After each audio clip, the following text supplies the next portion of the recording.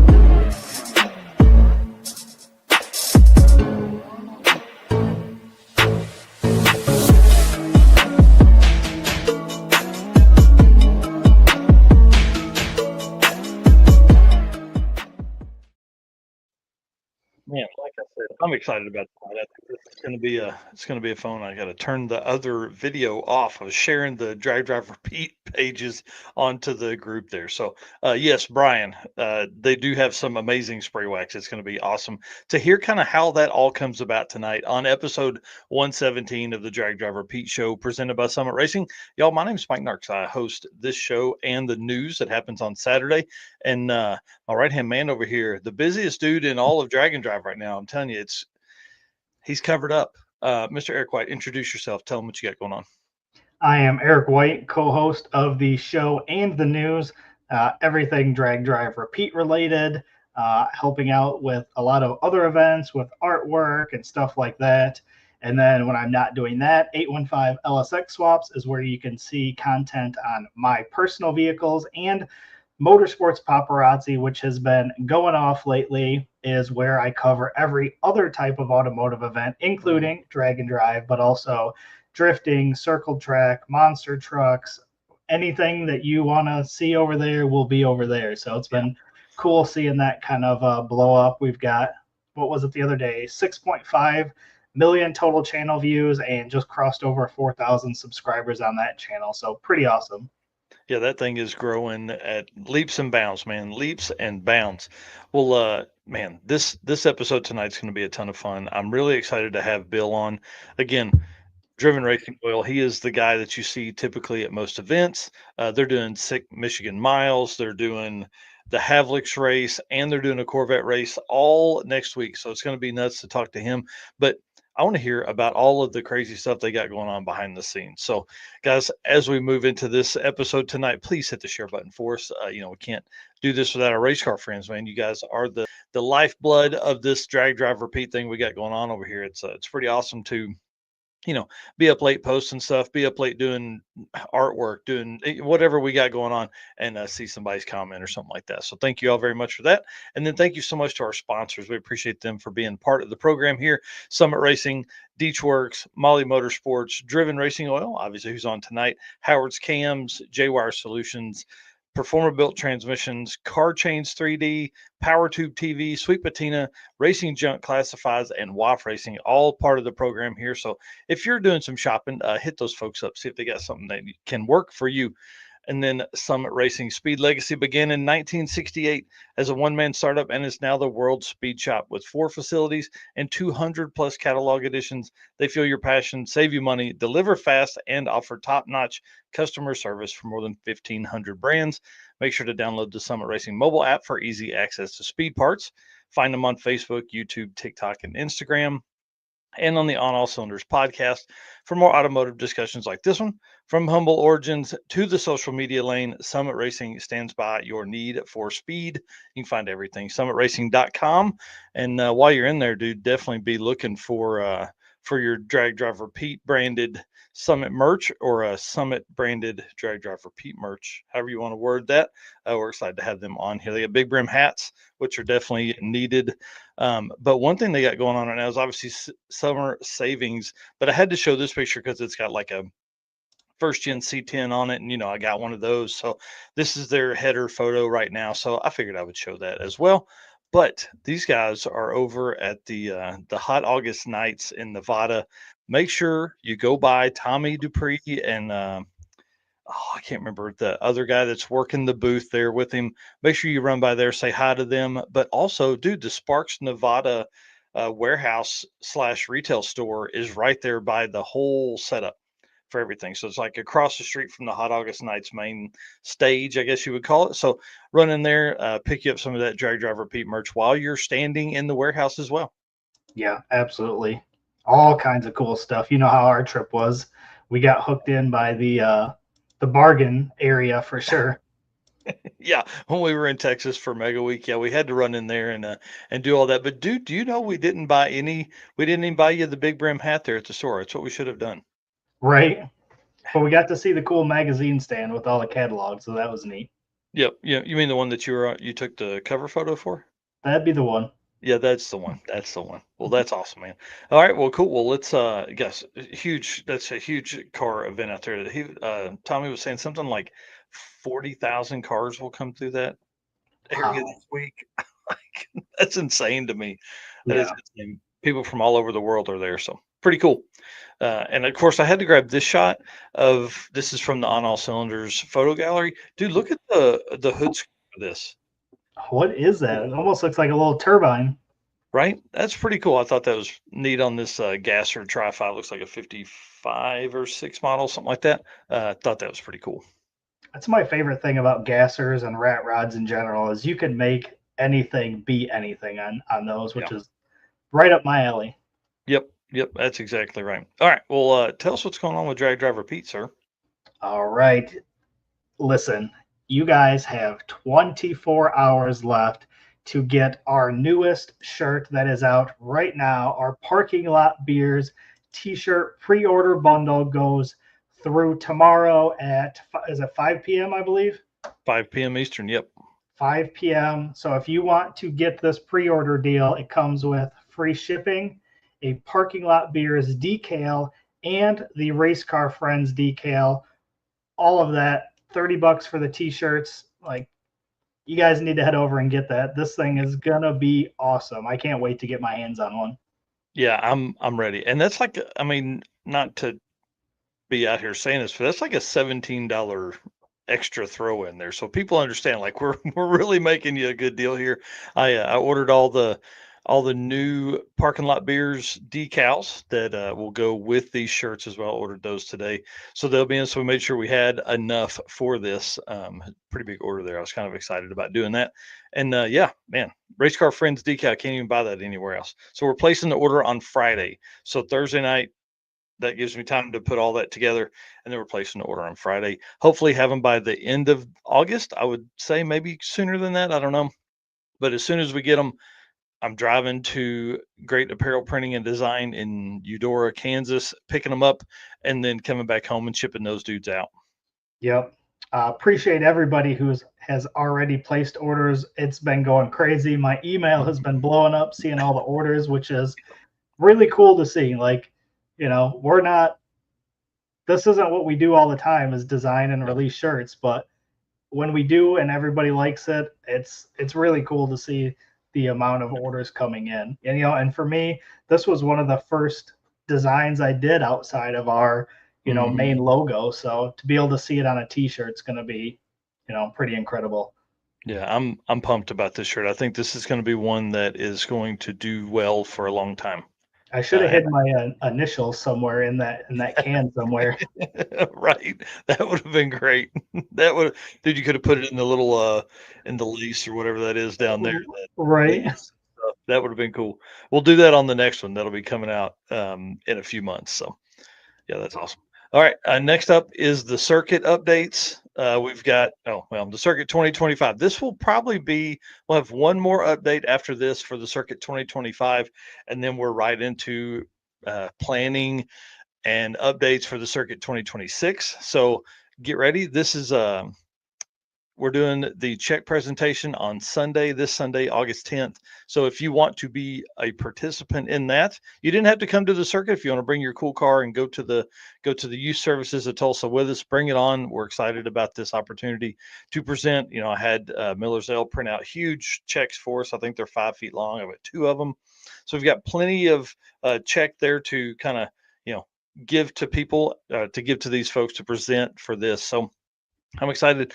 $15,555 raised for the youth services of Tulsa from the Circuit 2025. It's absolutely crazy. And we're going to meet at Tulsa Raceway Park on Sunday. They're hosting a Cars, Coffee, and Drags that morning, which is like $10 drag racing. There's a burnout competition, all this kind of stuff going on there. It's their summer cruise in, hosted by Cars and Coffee Tulsa. We're going to meet there, and at 1 o'clock, we're going to roll out to downtown Tulsa to the youth services of Tulsa. I'm driving the cart over, man. I'm kind of ready. That'll be cool. Been in the cart since Mega Week. I was going to ask, have you driven it since Mega Week? But I hadn't even touched it. I parked it in the garage and was like, I don't want to see that car. Did you get all the water out of the interior yet? Oh yeah, it's finally dry. Yeah, that'll be awesome. I obviously, as far away as I am, obviously can't make it, but would definitely be cool to be there when that gets presented. So hopefully everybody else that is nearby can head over there. Yep, I hope so, man. I hope we have a good time. So that's cool. Well, I know Driven is on later, but I want to go ahead and keep the Driven Racing Oil event updates in the same spot. Oh yeah, you bet.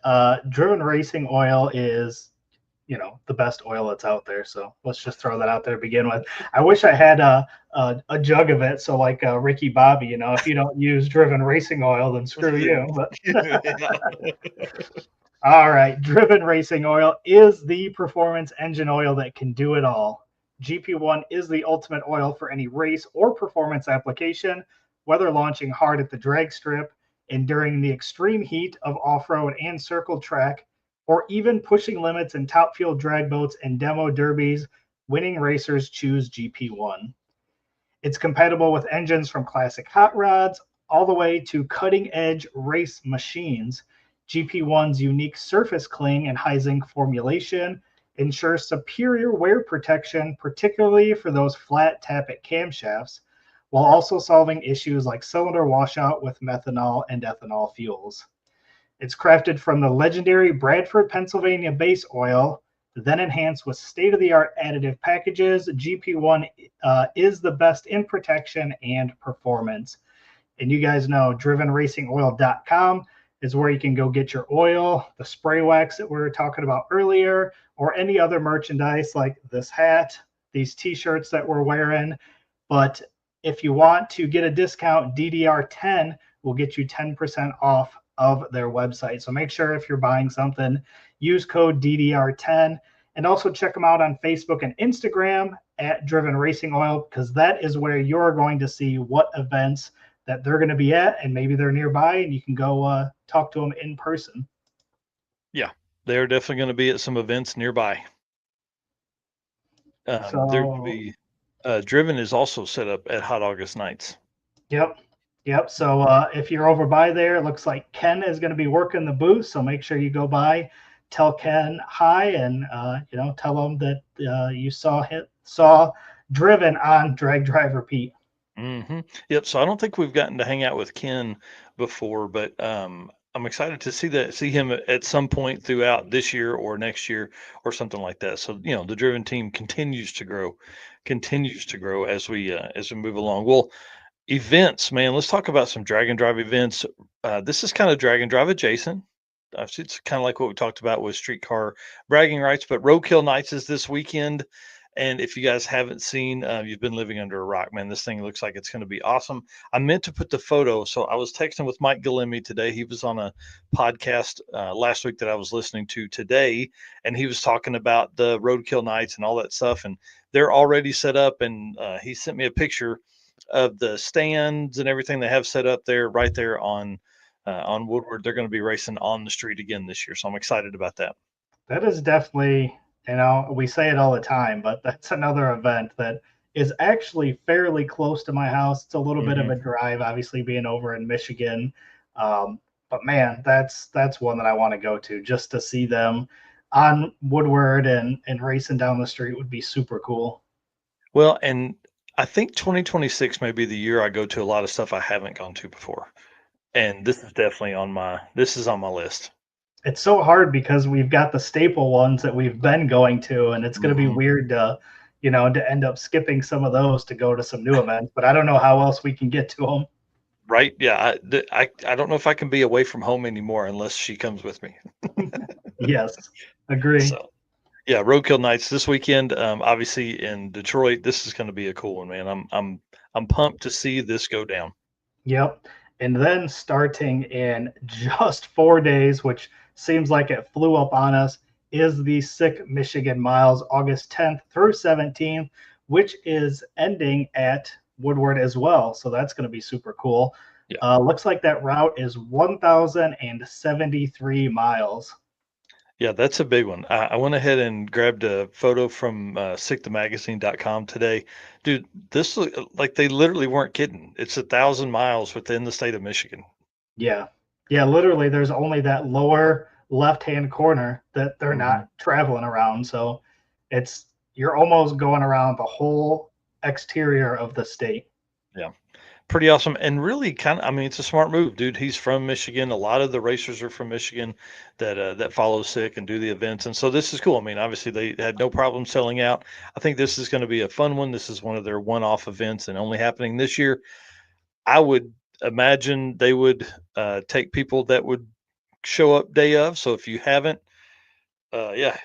Derek Putnam in here already said stoked about seeing new tracks and a ton of Michigan. Yeah, that's a Florida dude right there, going to be up there hanging out in Michigan. I think this is going to be fun. Obviously, I was at Ubley a couple weeks ago with Heads Up Hustle. I think that many cars taking over that track is really going to kind of help spur that track, get them more business and all that. And then also Mid Michigan Motorplex is another location they're going to be at. I love that track, top 5 track for me for the year. So I think it's going to be gorgeous seeing all those cars there too. Yep. So real quick, I'll run through the track. So Sunday, day 0 is tech and testing at Durana, which obviously you guys know was Milan. Monday, racing at Durana. Tuesday, Mid-Michigan Motorplex. Wednesday, Northern Michigan Dragway. Thursday is a drive day, so no racing Thursday. Friday, Ubley Dragway. Saturday, you'll be at the Woodward Dream Cruise, and Sunday back to Durana. Man, that's going to be a ton of fun. Yeah, that's going to be a huge event. And, you think about that, dude, that's like 8 days. That is true. That's a long event. That's a long event. And it takes that kind of time to go 1,000 miles. But I was looking at the map while you were talking there. So if we look at, I would assume the blue squares are the tracks. That's just my assumption. You look at that route, like you're going to be basically after Mid Michigan, you get over to the coast and you basically run the coast the entire rest of the way. Yep. Dude, that's going to end up in some of the most gorgeous views that we're going to see. Yeah, the photos that come out of that are going to be top notch. Yeah, that is for sure. Now, you and the wife, did y'all go to Wisconsin or were you in Michigan? Trip you took? We were just in Michigan not that long ago. We were in upper UP though, so we were up above where all that is. Gotcha. Okay. Yeah, you're in that other little part up there. Cool. Yep, just up and to the left up there. Yep. That's awesome. But we've been in a lot of those areas that you see on there. We've been Detroit, we've been to Traverse City, we've been Grand Rapids. So we've seen a lot of that, and there is a ton of cool stuff. Yeah, I can't wait, man. I'm missing not going on a big event because I haven't been week-long event since Mega Week. Right. So, and it's going to Right. be drag week before I go on my next one where I'm gone a week. So, Yeah. But anyways, the reason we won't be at there is because the event that's coming up after this. yes, the Havlicks fastest streetcar shootout tribute reunion beat down. I don't know what you want to call this race, but dude, this thing is going to be nuts. Have you seen the list of names that's on this thing? It's insane. Oh man, like heavy hitters from back in the day, from now, tons of drag and drive racers that are coming with, 6-second cars. The baddest street cars of all time is what it's titled as, and I think it's going to be.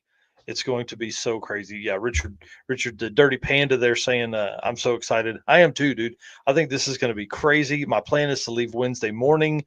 I'm dropping one of the kids off, I think, at 8 at some cheer deal, or at sorry, 7 at school. It's our second day of school, so I'm leaving the day after my kids go back to school, dropping her, and I'm rolling north. So my plan is to be there, get set up, get our banners out, get our booth set up, and all that kind of stuff. And then as we get closer to the show here, I'll set up in the tower. And during the day, I'm just going to be trying to get people to come in and tell stories. So I'm bringing the wireless mics, I'm bringing the wired mics, I'm bringing everything that we can possibly have to capture all of the stuff that we can get right here on the live show. So next week's episode 118, is going to be live on site at the Havlicks deal. Cordova Dragway. Yep. Yep. It's going to be awesome. Richard Brewer here saying, you still swinging through my way? Yes, I will be right by him. And then we're going to convoy up is kind of the plan. And then Chris Legg with Hard Target Images says, we'll be doing a couple days of Michigan miles. So make sure you guys are following Hard Target Images, who's on here. Was that last week we did Media Mania or the week before? Oh man, I think it was last week. Yeah.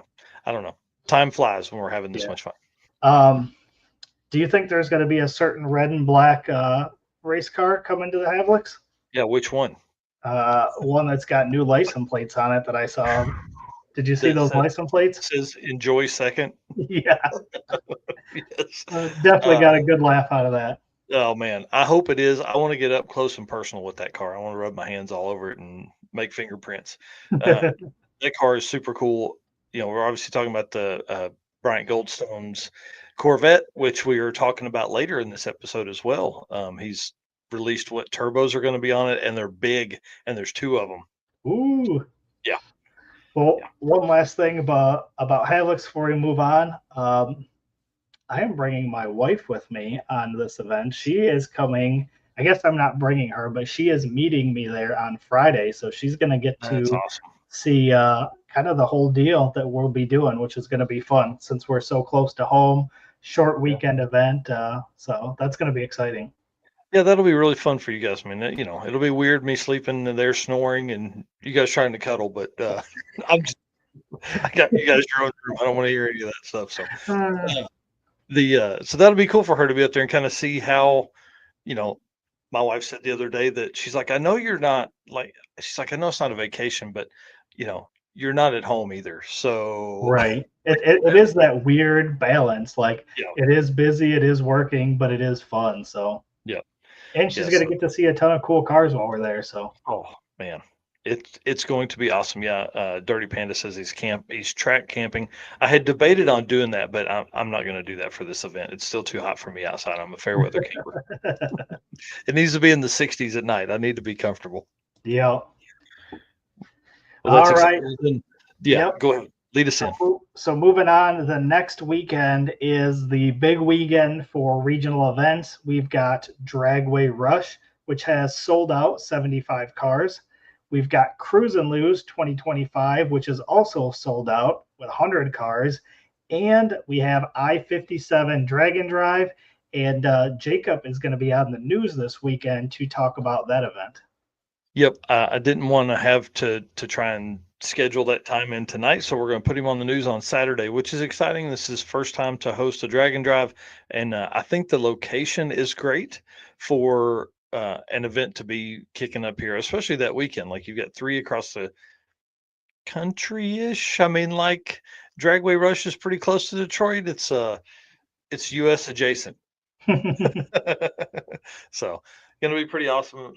Huge weekend. And then of course, after that, man, it absolutely breaks loose with September and October being some of the craziest months. I feel like we've said that about every month, but there are some obviously huge events coming up, but then a lot of events as well. So, if you're packing in 49 events in basically what is 7 months, it gets pretty salty.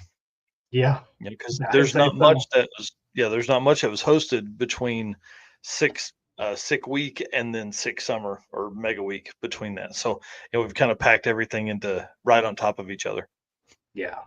Oh, cool. Yeah, Brandon Haber said I'm doing the whole week of Michigan Miles. That's awesome, man. Yeah, that'll be Just cool. make sure you're following him too, so you can grab some photos and stuff. That'll be cool. And then of course, if you need to see the whole list, dragdriverepeat.com/event list dash 2025 will get you that full event list. And obviously this picture that folks are watching on YouTube or Facebook here, this gives you, all the ones that are here in the US and Canada as of right now. And then there's more, actually, I need to add to this list, the I-57 and then Cruise and Lose as well. So need to get those knocked out tonight. Sweet. Yep. Kind of cool. Again, thanks a bunch to Driven Racing Oil, and I need you guys to hang out a little bit because Bill from Driven will be on here momentarily. All right, let's talk about some J-Wire Solutions stuff. J-Wire Solutions is your expert car and marine wiring solutions provider. J-Wire Solutions can wire and plumb your hot rod, your race car, your drag and drive car. Plus, they offer products to make your driving experience better, like the blinker module. Guys, you've heard me talk about this. This is a must for all drag and drive cars. This module allows your rear turn signals to blink even with the brake pedal applied, which universal universal wiring harnesses do not do. So you got to have that, especially if you're going to have trailers on there because people can't see your tail lights anymore. Well, I want to use this segment to talk about some Hot Rod Drag Week updates because our boys Fast Act Racing will be at Drag Week, the 20th running Hot Rod Drag Week 2025. It's going to be insane. So first up, though, sorry, we're not using this to talk about drag week. We're using this to talk about YouTubers that do drag and drive. Sorry, I got my notes mixed up here. So Friday night, 2 days from right now, TB Racing or our boy Tom Bagley, UK Tom, is dropping his Mega Week video, and I can't wait, dude. He's giving me some updates here and there on what has been going on with it, and I can't wait to see what this thing drops, man. It's going to be really, really cool. Yeah, I'm excited because it's been a couple months now, and it'll be cool to go back and relive that event again. We had so much fun. We were so busy, but it's going to be cool to see it from somebody else's perspective as well. Yep. Yeah, he said this Friday, 4 p.m. Pacific. So I guess that's what, 7 p.m. Eastern. He said the story behind how 6 friends banded together, gathered parts from fellow racers and awesome businesses, all intending to make the Nap Shack run a 10-second pass. He said many, many more people helped, far too many people to list. But these dudes right here coordinated, put in man hours, donated stuff. These guys are legends. That's going to be cool. Yeah. This was such a cool photo, too. Oh, man. Yeah. Like everybody pointing at him. Mm-hmm. Yes, what a great photo. What have I've mixed these up here, I think. Yeah, I see that. Yeah. Hold on. Let me change this. Lead us into the next one here. All right. So they're are we going to go to the Hot Rod Drag Weeks? Well, no. So they're going to be in the Molly segment. I'm gonna move them around here. So I'm fixing it now. Hold, please. Technical difficulties. Yeah, right. That's what happens when you're so tired.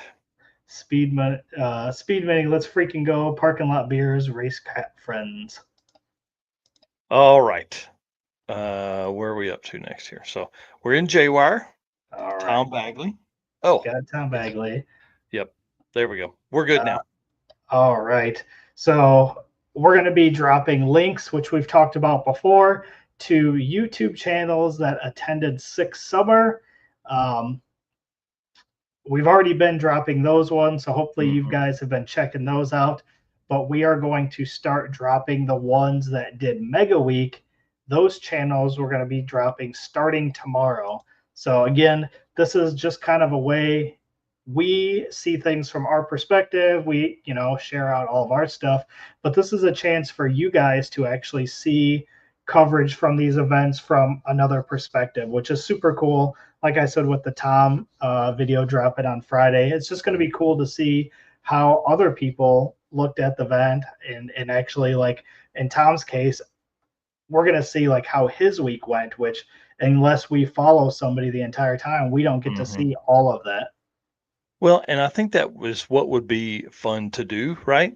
But I don't have that kind of I don't have that ability. I'm like we need like 3 people to pit together and drive together that are in the same class, and then I can maybe follow them and do that with it. But Right. so there were like 34 or 35 YouTuber channels that were there, like people that were recording for YouTube, that put videos out for YouTube on 6 summer 2025. So it's pretty cool. I don't know how many we'll see for Rocky Mountain. I've got the list, but I didn't assign numbers to them or anything like that. But it's a bunch. Yeah. It's pretty cool. It's just kind of a neat thing that we can do to help share some of those other channels as well, because Yep. they've got great content as well. Well, and again, it's a way for us to push more drag and drive in front of people. So if people by chance see our post, then obviously they're going to see all that as well. And then another great channel to watch. I hope you guys are following the Bucket List Mob, dude. Mike Heston and I today were messaging back and forth, and oh yeah, Bucket List Mob. There's 7 days in a week, and some day isn't one of them. That's one of my favorite sayings. Yeah, Yep, right there. that's awesome. He said they're hiring a videographer for their trip to Six Smokies, and I asked kind of why, and he's like, "Man, because he's like, I want to race. I want to get back to racing." He's kind of been the video guys, taking the content, all that kind of stuff, and then going home and editing it. So this will be kind of neat to see, as people start taking that next step in their YouTube journey. Like, is this the right move for them? So they're actually.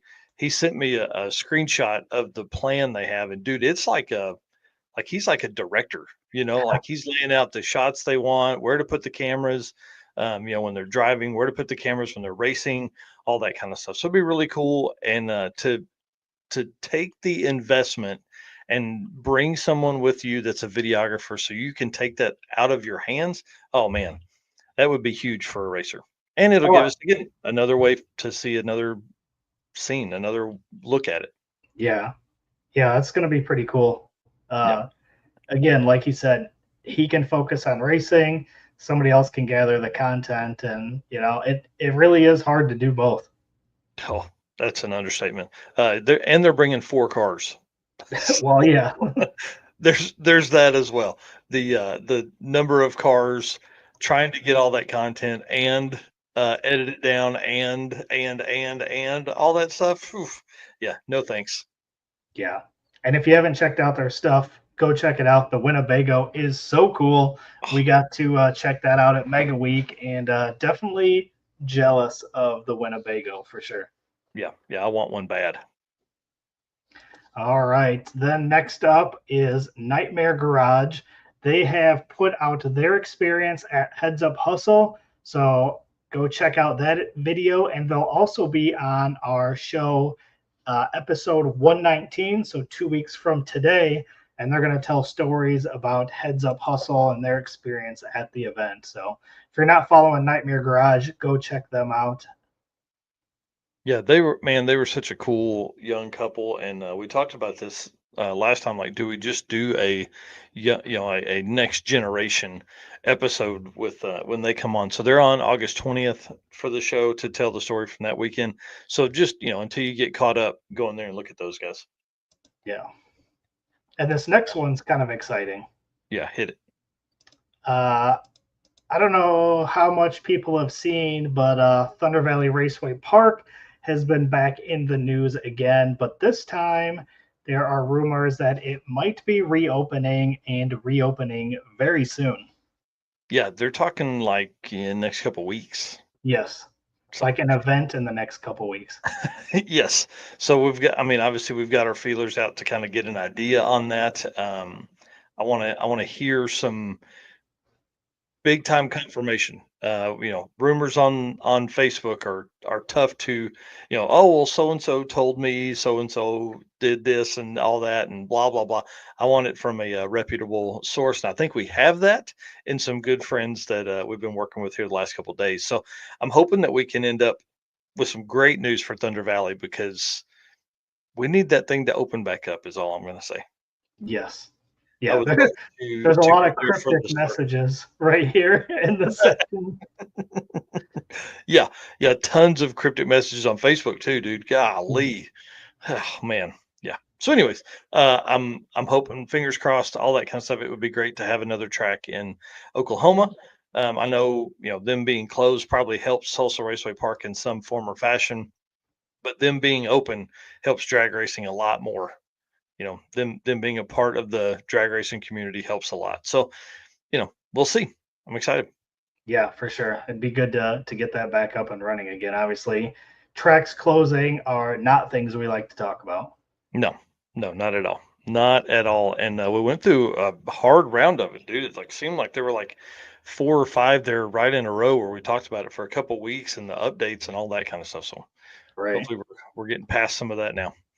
All right. Thanks again to Jay Wire. I appreciate Jay Blanchard and the team over there at Jay Wire, man. They are awesome and have a ton of really cool products that are out. They've got like a Holly High Ram.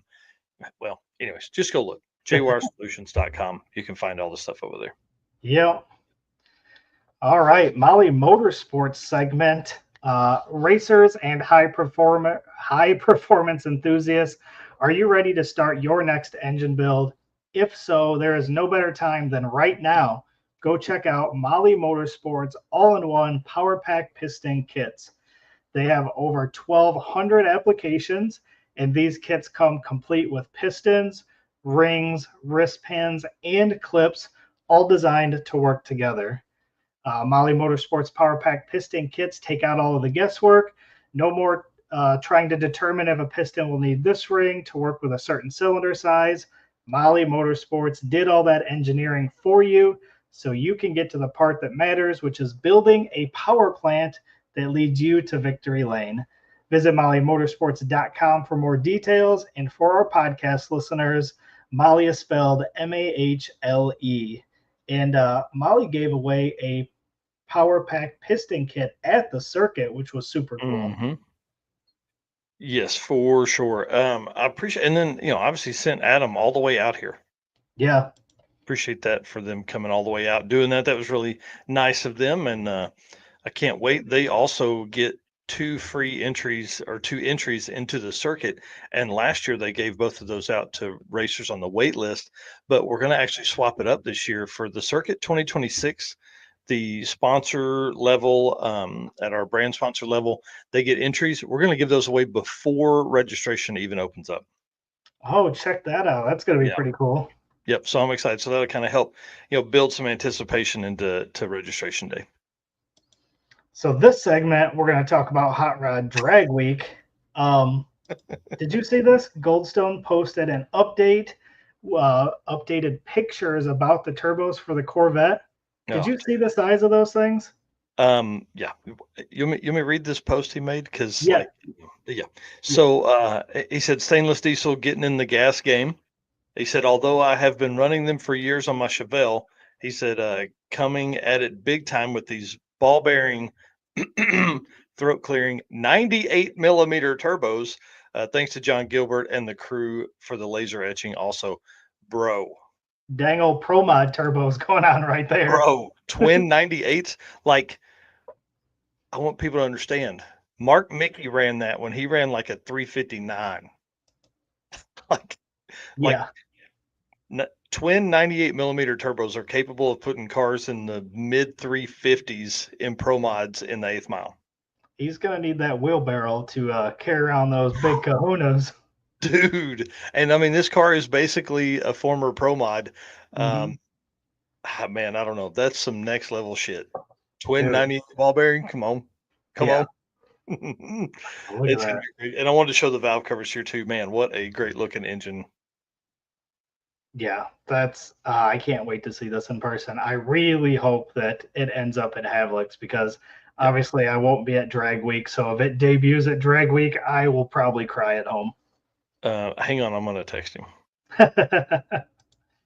But yes, twin 98 millimeter. That is gonna be nasty. I can't wait. It's gonna be so badass. And then the next update is Cal Hayward. Obviously, know the Pinky Drag Week dual fuel setup this time. Pump gas side is all made up on the manifold, so you can see a couple pictures going on here. So obviously there was some issues. Was it damage to the engine? I can't remember what happened.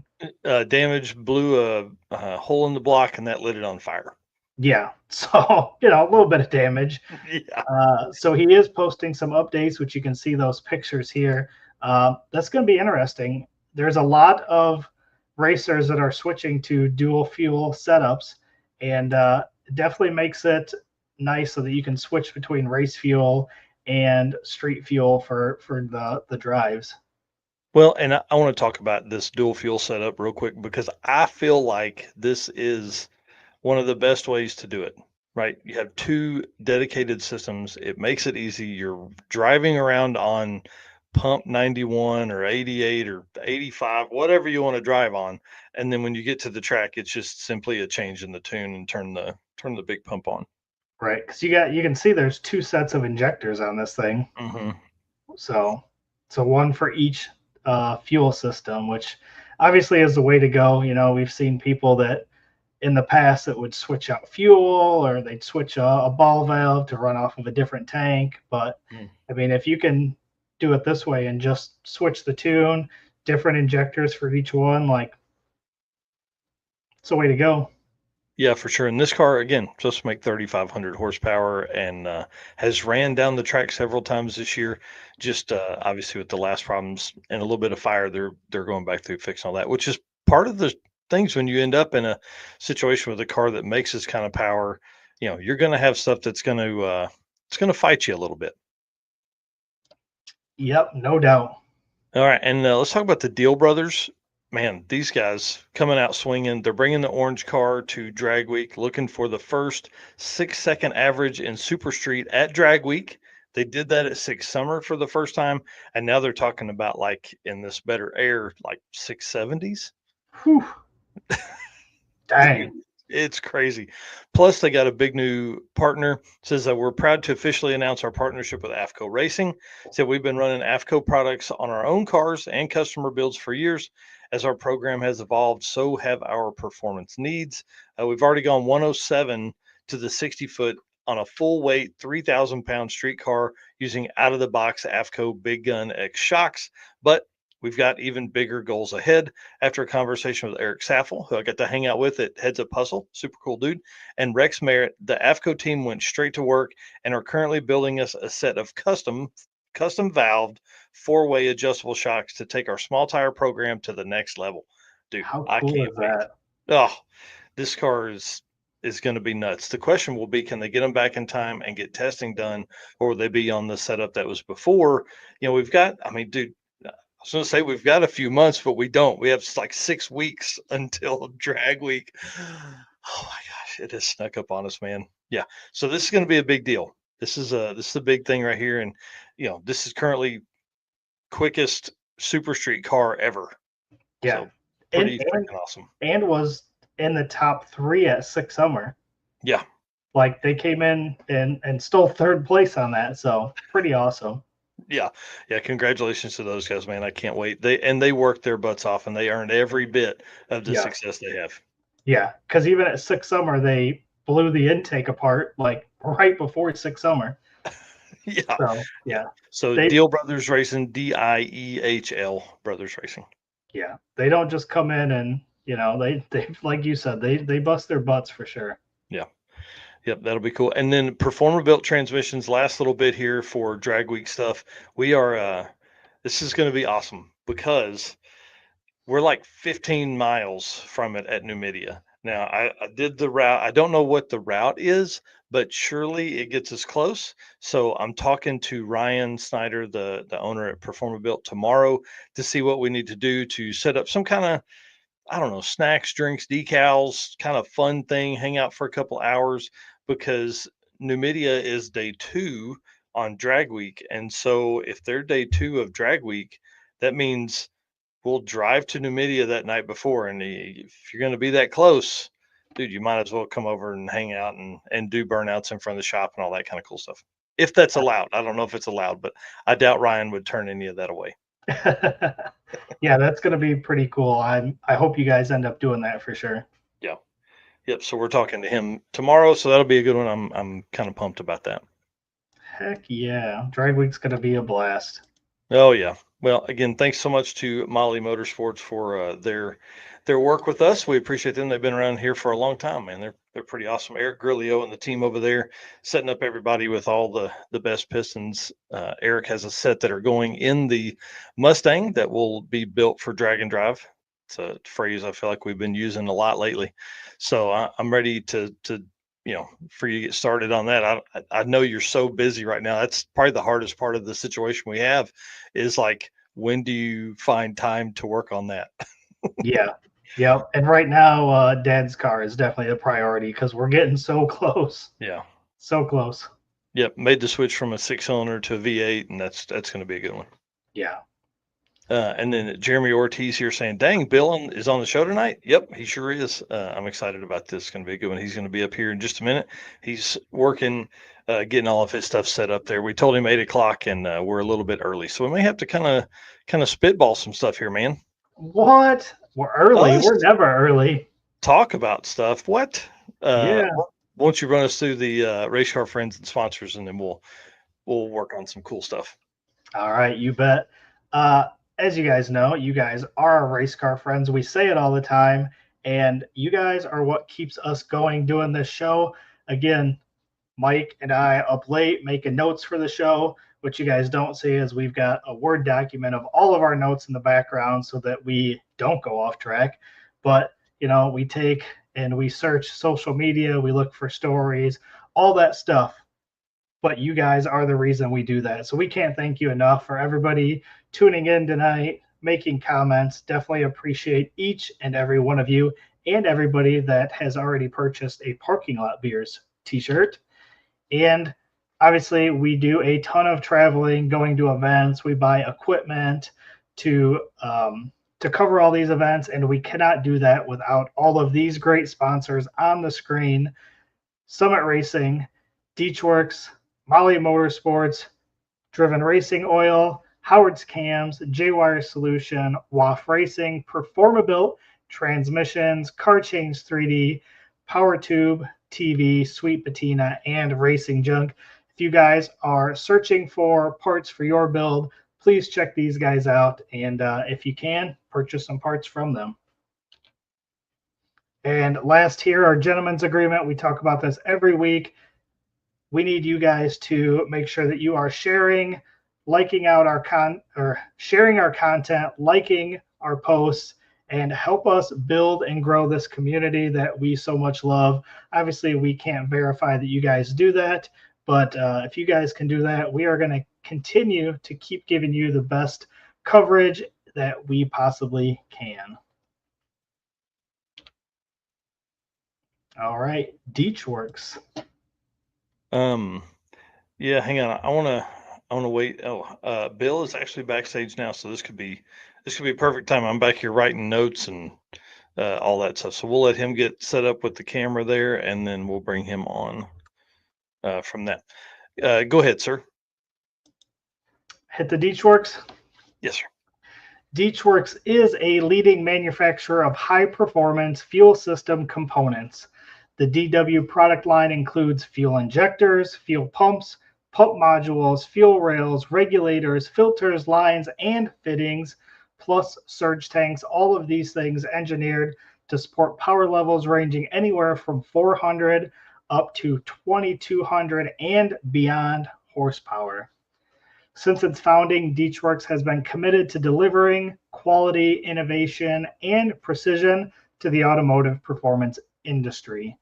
Every DW product is built to maximize reliability, which you need for drag and drive, and efficiency, ensuring optimal fueling solutions for racers, tuners, and performance enthusiasts worldwide. With a focus on engineering excellence and industry-leading customer support, DeechWorks continues to drive the future of high-performance fueling. And as you guys can see, for those watching on YouTube or Facebook, 10% discount code on their website. Again, use code DDR10. Get you a little bit of a discount when you're shopping over there on DeechWorks. I know that's right. All right. Well, let's break in Mr. Bill Alexander. What is up, guys? This morning, this evening, I guess it's not morning. Yes, it's evening. We had vendors in today. I had to run and go to dinner with them and run back here to get on here. So, well, man, we appreciate that for sure. I know in your text, you're like, hey, I'm with folks today. I didn't know they'd be hanging out for dinner. So we appreciate you doing that. yeah, no problem. I'm actually so excited to finally be on here after all this time. It's my first time being on here. So, it's good. We talk about it all the time whenever we see it at an event. We're like, oh man, when are you going to be on? You know, you and I have talked about having the whole team on at one time. Yeah. I think we need to do that next big road trip. I need to make it my way through Memphis, and we just set the cameras up and we just riff and have some fun. Yeah, we did the first, didn't we do the first live drag drive and repeat from a drag and drive in our booth? Yeah, for sure. We did it. Was that 666? Yeah, I think it was. Yeah. We're innovators, aren't we? I'm telling you, man, we had a blast. It's pretty fun, and I look forward to a lot of that because we got some events coming up. Havlicks, we're going to be at with a driven booth there. We're going to talk about that all in a minute. Where you guys are going to be, all that kind of stuff. But first, dude, since it's your first time, you got to tell us like who you are, what you do. Well, my name is Bill Alexander. I'm the general manager of Driven Racing Wheel. I've been in the lubricants formulation business for about 30 years. Pretty much the only thing I've ever done. I've worked in the oil industry, and I've developed oil for over-the-road trucks, for locomotives, for nuclear submarines, for all this stuff. But, you know, in my heart, I was always a car guy from day one. Grew up in Northern California, racing and doing stuff I shouldn't, doing dumb stuff with the cars in high school, and got the opportunity to come work in the racing industry 4 years ago. It's 4 years. I can't believe that. And it's been awesome because one of the things you love to do when you do what I do is try to develop and create formulations that are specific to different applications that like a regular motor oil wouldn't quite work as well as something that you come up with. And I've gotten to do that here at Driven for 4 years, and it's been a pretty fun ride. I'm not gonna lie. I bet, dude. That's to go from all the other stuff you mentioned, like about nuclear submarine stuff, those guys probably don't have nearly as much fun as car guys do. They don't. As a matter of fact, the people I was with tonight are in the oil industry that I came from. And I was telling them about Michigan. I was telling them how we're going to go around at all these tracks and about these cars that, you know, drag and drive to them is they don't even get it. And the one guy looked at me and he said, wow, that's a lot different from going to an STLE meeting. And I said, oh, absolutely. You know, absolutely. I don't even know what that means. I don't even know what STLE means. STLE is the Society of Tribologists and Lubrication Engineers. And in 2000, it's a written exam. It was an 8-hour exam and it's peer reviewed, and I passed it in 2000. And so it's what gives, well, you know, Lake Speed has one. I have one. It's what gives us guys the ability, I guess, to call ourselves tribologists, because you don't really go to school for that. So, yeah, man, I have so many questions. So many. Hopefully they're just fun questions. It's like 8 o'clock, man. Come on. Yeah. I would say tribologist sounds like somebody that would study, you know, tribes. But you know, hey, I've played that joke a bunch with you. All right. Well, Eric, I know I'm going to do a bad job of alternating between me and Eric tonight because dude, you're so much fun to hang out with. Oh no, this has got to be fun, man. So no worries. All right. So can you give us a kind of quick recap of Driven Racing Oil's history? Well, we were started around 2000 with Joe Gibbs Racing and NASCAR, and I wasn't there, but I've heard the story a million times, and I can tell you that. Back in those days, with the EPA requirements and catalytic converters, zinc was determined, ZDP, that's the anti-wear additive we put in oil, was determined to be a factor in causing catalytic converters to fail. So in passenger car motor oils, they started to lower the amounts, right, to what we call a cat safe level, and cams started failing, especially flat tappet cams. Where you had roller applications, and a lot of the OEMs back then at the time were moving to roller cams as factory stuff. It wasn't as big of a deal, but in flat tappet cams it was a problem, and in racing it was a problem. So they went out to try to find a solution, which was to create kind of the first high zinc oil, and that was all done with Joe Gibbs and all that back in the day. Lake Speed Jr., a good friend of mine, was part of that. And from there, the development of break-in oils came, right? Because you got to break in engines, and when you've got lower amounts of ZDP, zinc is what people will commonly call it, especially in flat tappet applications, it gets hard to break in engines. You get failures. So that's really where it all started. And then that's where the racing wheels have been around longer than that. They're application specific formulations to deal with what engines do when you race them. And that could be in offshore boats and tractor pulling and drag and drive, you name it, right? But that's really, where we came from, and where we came up through was the development of those application specific products that guys need when they race. And so, we've developed over the years, and then now today we're a standalone company. We're in Memphis. This is all we do, right? We only do racing oil. We do our own formulation work, and we work a lot with a lot of really, really specialized suppliers that make the raw materials, the pieces we need to make a good racing oil.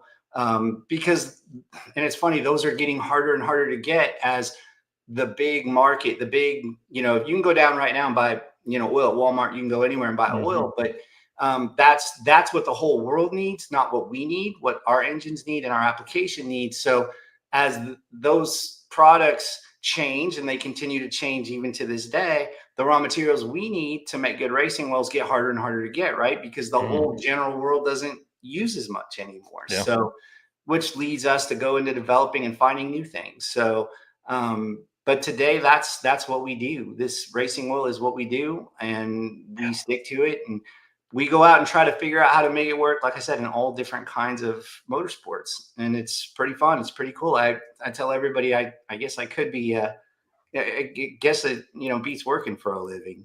So, right.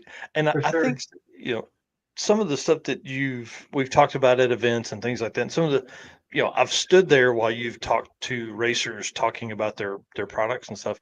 A lot of the times we don't get that kind of behind the scenes info. So you guys being at an event is huge, because a lot of times I would think, I've never had an engine built, but it comes down to your engine builder saying, hey, this is the kind of oil I run. And that's based on experience on his side or her side too. Yeah. I mean, I always say engine builders are the ultimate influencers in what we do, right?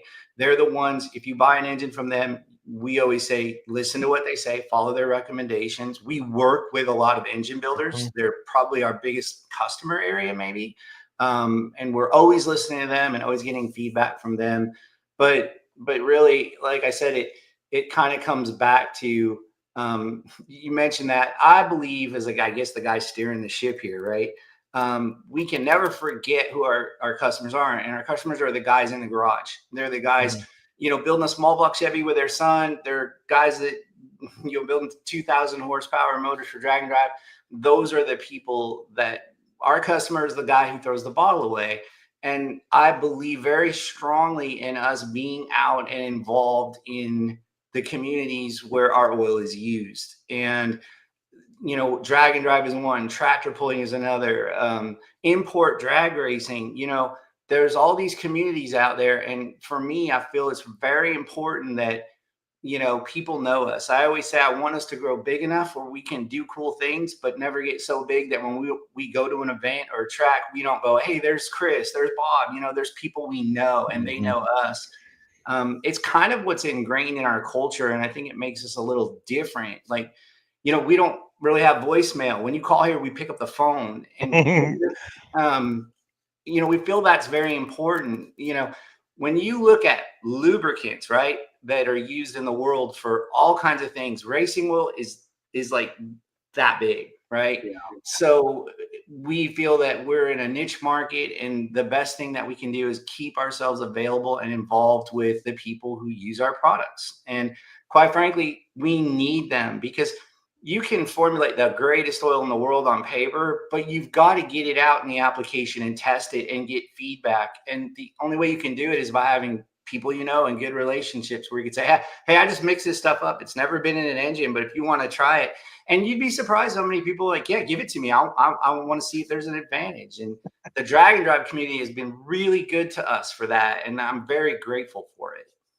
Well, and I was going to say that too, because the way we beat on engines Yeah. is probably some of the hardest that's out there, because like with Michigan miles, you're going to drive 1,000 miles on the Yeah. street, alternating RPMs. Who knows what gas is going to go in it?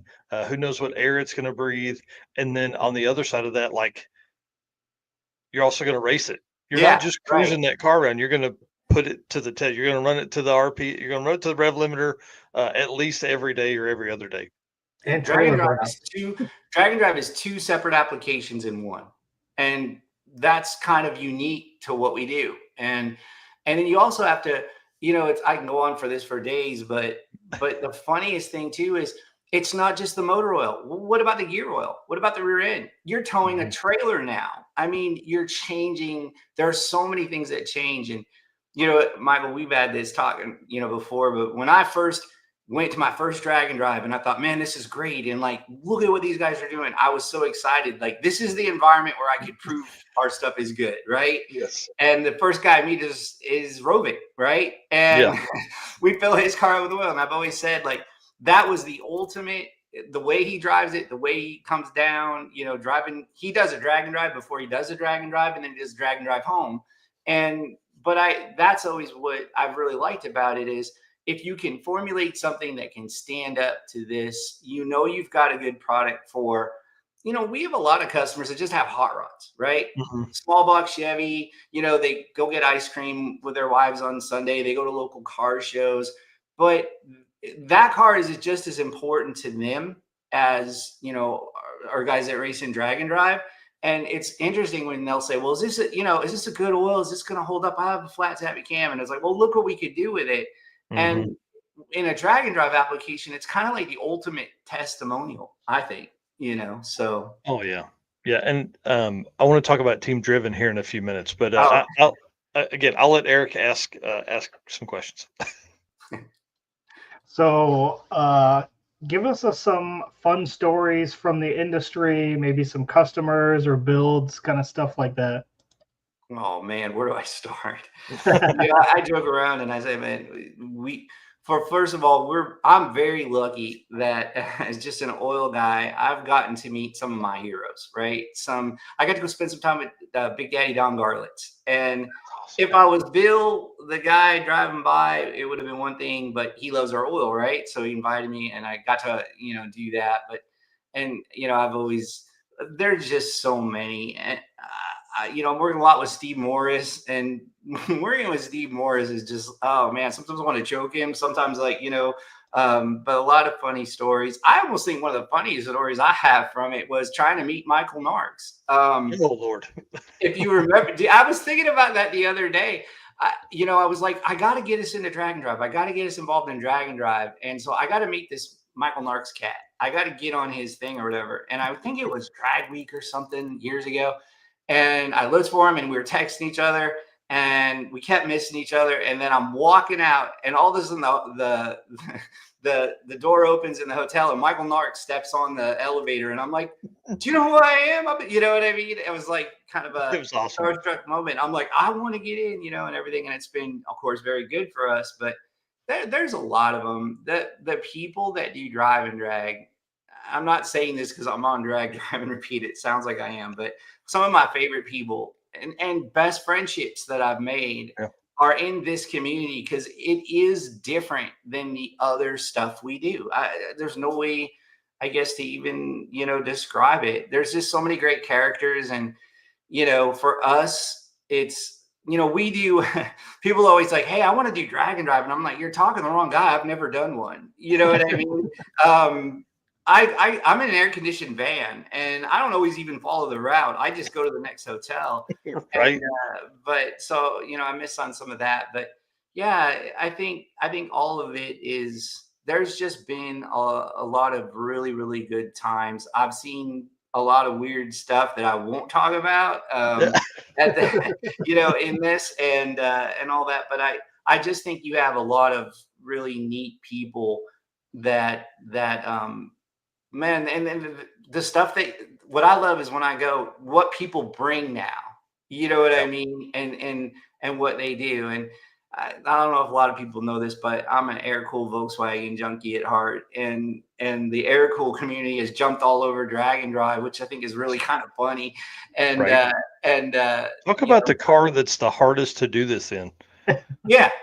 I mean, but if you've noticed, there's a lot of them now. A lot of those guys Mhm. got into it, and Prescott Phillips was kind of a guy that I always kind of really, really admired. He wrote a book, How to Rebuild Your Volkswagen Engine. And then one day I'm there, and there he is. I meet him, and so it's been pretty cool. There's been a lot of that, but I just, I don't know. Funny stories, man. I don't think I have any that I can really air, but there's a lot of them. Yeah. Well, another cool moment was kind of during Six Summer. Lumberjack ended up getting some GP1, Oh yeah. and all of a sudden, like, I'm sure you guys saw a good Oh, increase from absolutely. that too, because and like you said, I mean, that wasn't, he was given that oil to put in by, I forget who gave it to him, but they're like, use Uh, this, it's Kevin gonna at help. KSR. Kevin at Yep, KSR, I think. yep, Yeah. that's right. The thing is, when I'm in a Drag and Drive, I'm actually working. Like, Right. people, I'm like working. I very rarely get to see any passes made. Mhm. I can hear it, but I don't, I'm working. And that, the Cletus thing and Lumberjack and all of that unfolded 30 feet away from me that week. And Mhm. I didn't know that any of it had happened until I got back. And, Yeah. and, and it was, but it was funny, like, everybody, when I get back from, I'm tired. It was like Monday morning. I rolled in, we just gotten back, and I'm sitting there, and what the heck is everybody blowing my phone up about? What is it? And then it was that. And next thing I know, it's like orders are coming in, and the guys in the warehouse are running in. Well, he pretty much cleaned us out in about 2 days, and it That's was really awesome. appreciated. But Cletus is a great guy. I like James a lot. Ty Braun, he's on Team Mhm. Driven, and he was on it for 2 years and didn't know he was on it. And then one day he came over and he's like, yeah, he's talking. I'm like, and he said, I just bought some oil. And I'm like, why are you buying oil? You're on Team Driven. He's like, I am. I go for 2 years, um, and he's like, well, give me some. And I'm like, okay. And it was good. But yeah, that was pretty cool. And since then, I've gone to the Freedom Factory a bunch of times for burnout stuff. We do a lot with the burnout guys and the Australians and all of them running around. And yeah, man, it's a fun time there if you ever get to go. Oh, yeah, that's one event that's on my list is a big burnout competition next year. Yeah, they're fun. Oh, yeah. Yeah. Who did you have, where were we at when you had the 2 burnout guys with us? Was that Uh, 666? Yeah. that was Craig, and yeah, Yep. and they came out, and we got to know them and became friends with them, and they're out trying to promote Australian burnout, and Mhm. so they'll come for like 6 months and they'll go do different events. And he called up and he's like, hey, can we come along on? Yeah, it must have been. I think it was 666. And I'm like, yeah, come with. And so they kind of followed us, and he put the car in the booth, and and then they did the quarter-mile burnout, where they just basically did a burnout and stuff, and it was pretty fun. But like I said, that's what's funny. You talk about all this different types of racing. Burnout, I guess, is a type of racing. It's not really Mhm. racing, but you're in a competition and totally different environment, right? Totally different setup, totally different needs on the oil. We learned a lot from working with those guys on stuff. And they get a ton of fuel dilution. They use a lot of methanol, and but yeah, that was really fun. And they're good guys to hang out with. Like I said, Oh, yeah. you got to go. I mean, the Australians are nuts. I'm just gonna say it. Like I can't keep up, but they're a good time, and they're good people. And I'm actually going to be going out there Oh for the man. first time ever. Yeah, through all that, and Driven's been it's weird. We're kind of growing. I guess we're doing a pretty good job of getting out there, and Mm-hmm. we're going in Australia big time. We're booming in Australia, and they need us to come out and do some stuff. So I get to go out there. If you need anybody to go with you, Eric and I are here. I would rather we're ready to donate our time. Just go for me. I'd be good with it. Yeah. Well, let's talk about that for a minute because you stay busy, right? So you have your regular day job, general manager. You do all this stuff there. You're captain of the ship, but then you're also at events. If everybody else is going to go, I'm going to go too. It's the way I see it. And like what's funny, the big story I think for us with Michigan Miles is one, Tom Bailey, let us be it. We're the title sponsor. And for me, like that was the coolest thing ever, I was giddy about it. I'm like, look at us, we're a title sponsor. We're like Motion Raceworks, which we're not, but we wish we were. And it was really cool for us to be the title sponsor on it. And next, but we're still a pretty small company. I mean, you guys know everyone who works here, right? Some of them you've known a long time. I mean, we're all like the same guys. And one day we're sitting there and somebody says, that August, we're at a lot of events. And I'm like, oh, great. No, we're at a lot of events, like at the same time. And it's like, we are. And so we start looking at it. Well, we're out of big vans. We're out of small vans. We're out of pickup trucks. And so I'm running Michigan Miles in my pickup truck with my Airstream camper because I don't have anything to make a booth at Michigan Miles, like nothing behind me, so I'll bring the camper and I'm just going to sleep at the tracks and stuff because we have Havlicks, we have Corvettes in Carlisle, we have a tractor pull, we have a gasser race in Jackson, Tennessee. It's all like this Saturday, it just goes for like 30 days. I'm gone 10 days. I come back and then I'm gone another 15 days with events. Wow. And so we just, but that comes back to what we said is we really, we're not that good at marketing. We're not that good at social media. We're not that good at anything. But we're growing and we're getting out there. And I keep going, well, it must be because we go to the events and we talk to people. And it's like sometimes in business, you have to say, well, what's your common sense tell you? Well, we've always gone to events. And Michael, who works for us, he does Nitro Chaos Series. He runs a funny car. And so, he goes to race and work. And that's what we do. And I think that's what's made the biggest difference. But you got to be out and part of things. Going back to it, I don't ever want us to get away from that. And, last year I put a lot of, and then of course, we have car shows, hot rod stuff. I mean, it's not just the racing part. And I've always said, well, if the other guys are going to go do it, I'm going to go do it too. And like I said, I could, but I shouldn't even be saying that because it's like, really, I'm going to go on a drag and drive. Like I could be working, right? And I'm going to, so it's, I've got it pretty good.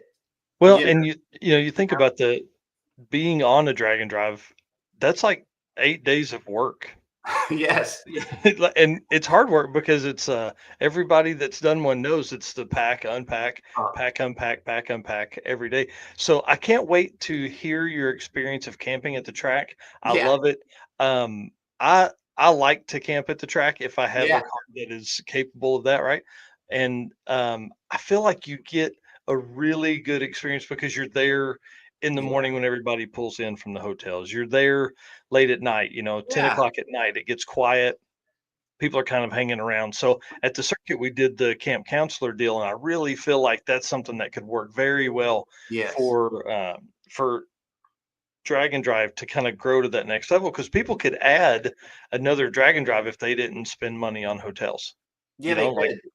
I'm excited about that for you.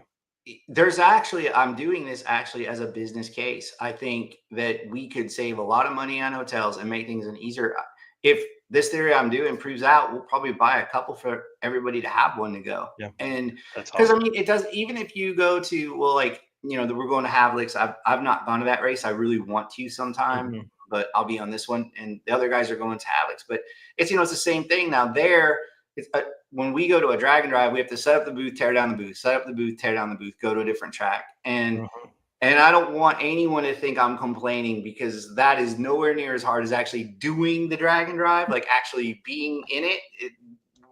We're no complaints. But and when you go to an event where you're going to stay there for 4 days, it makes so much more sense to be at the track. And I'm pretty excited about it, and I think that's what we're going to do. And it just came out of the whole fact that basically we looked around and we got nothing left. Everybody's going, we got nothing. So that's all we have. And I was just going to use it as a trailer. We don't even have a car hauler that I could, like an open car hauler that I could like put a pallet of oil on and shrink wrap and drag behind me. So this is what I got to do.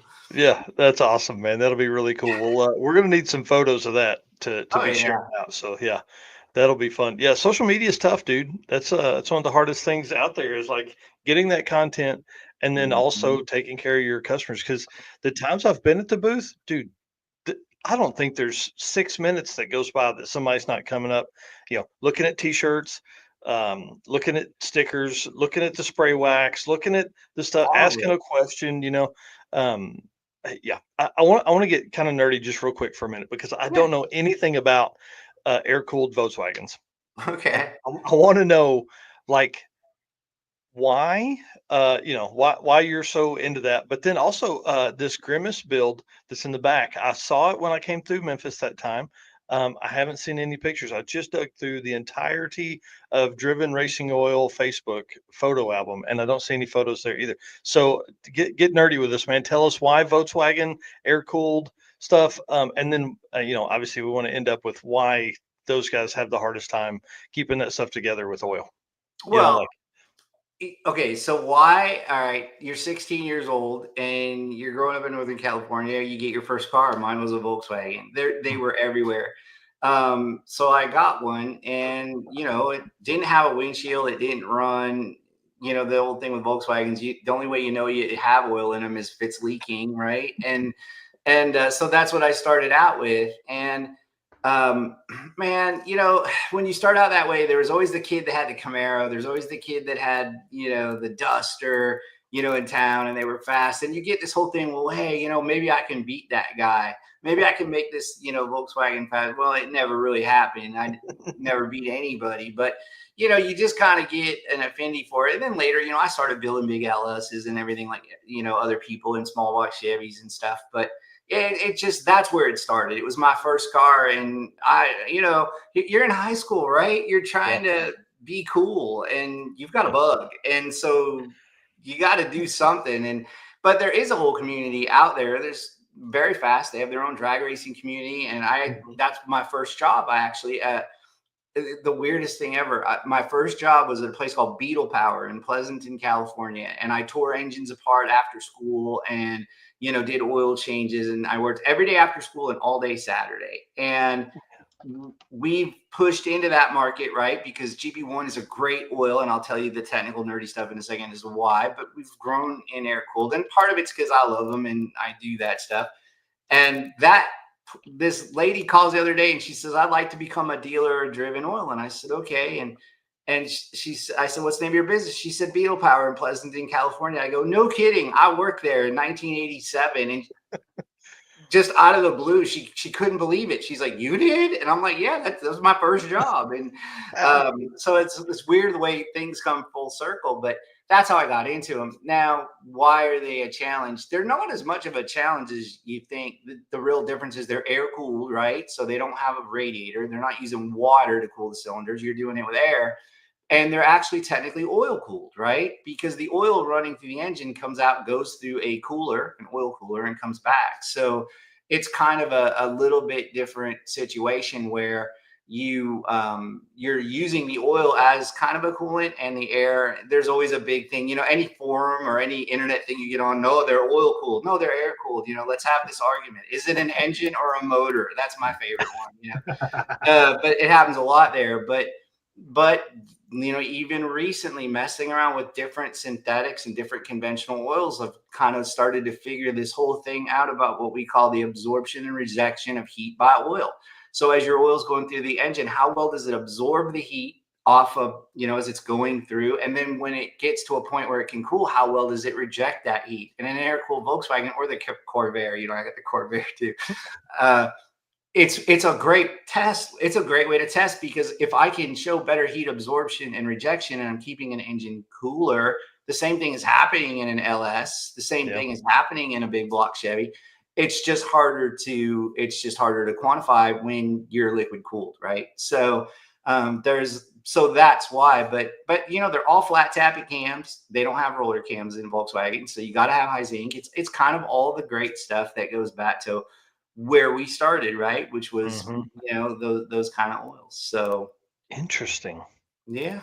And thinking about the absorption and rejection part of it, I mean, that's obviously highly important there. So what kind of oil temps do those guys see versus oil temps like, a water cooled big block would see? 230, 240, right? Yeah. So a little more, I would think. I mean, yeah. I mean, obviously they're going to run hotter, and so we run heavier viscosities. 2050 is pretty popular. 2050s are pretty popular and everything, but even in lower horsepower builds, because when you're running a little higher temperature, you want a little extra viscosity, and like I said, you're driving, right? You're going to go 3 hours and then you're going to drag race it the next day.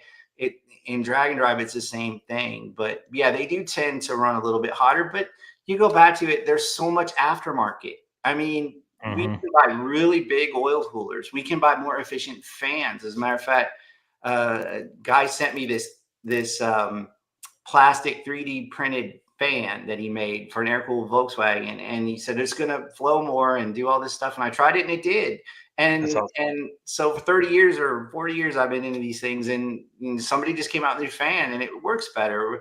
We're always evolving, right? All forms of motorsport are always evolving, and we're finding better ways to do things, more efficient ways.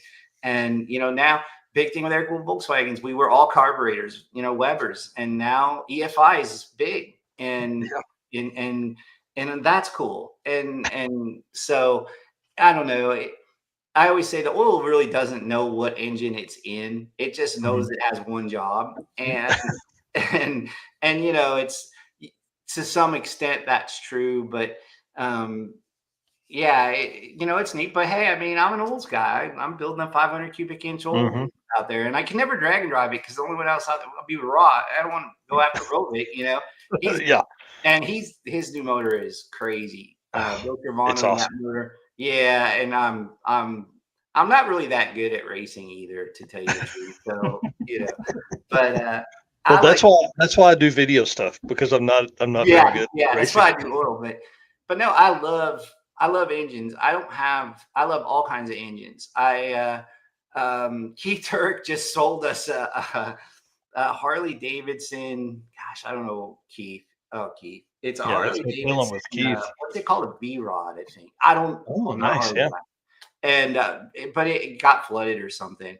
But he said, "Oh, they developed the engine with Porsche, and I only bought it just to tear this thing apart and see what is it, Yes. And because it's, I think it was it was underwater. Well, how much water? Oh, a couple feet. Well, then a couple feet or 6 feet. Then it was salt water, and I'm like, oh, this is just getting worse. We're just, But we have to go down there and pick it up, which will be fun, going down to Keith's house. And, oh yeah.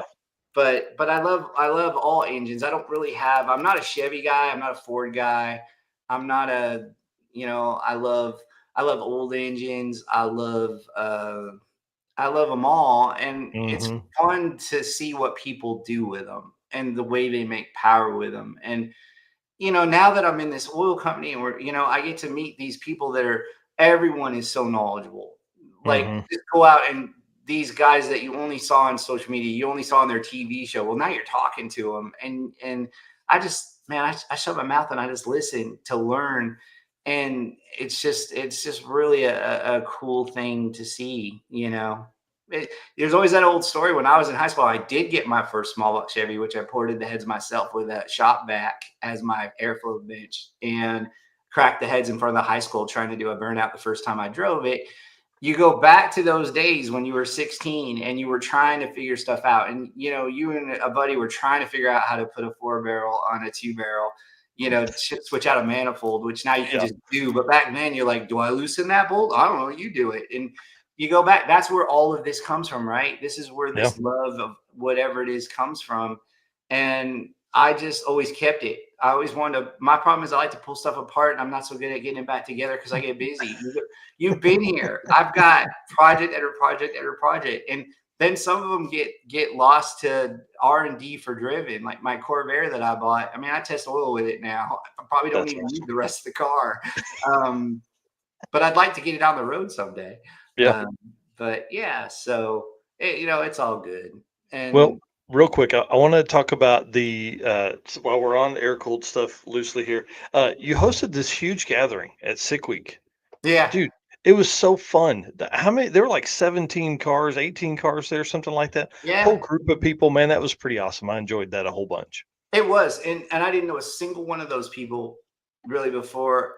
I didn't know a single one of those people before I started going to drag and drive events. Wow. And you meet one, you meet another. They have a drag and drive air cooled page that Ben Anderson, you know, runs, like a Facebook group. Yep.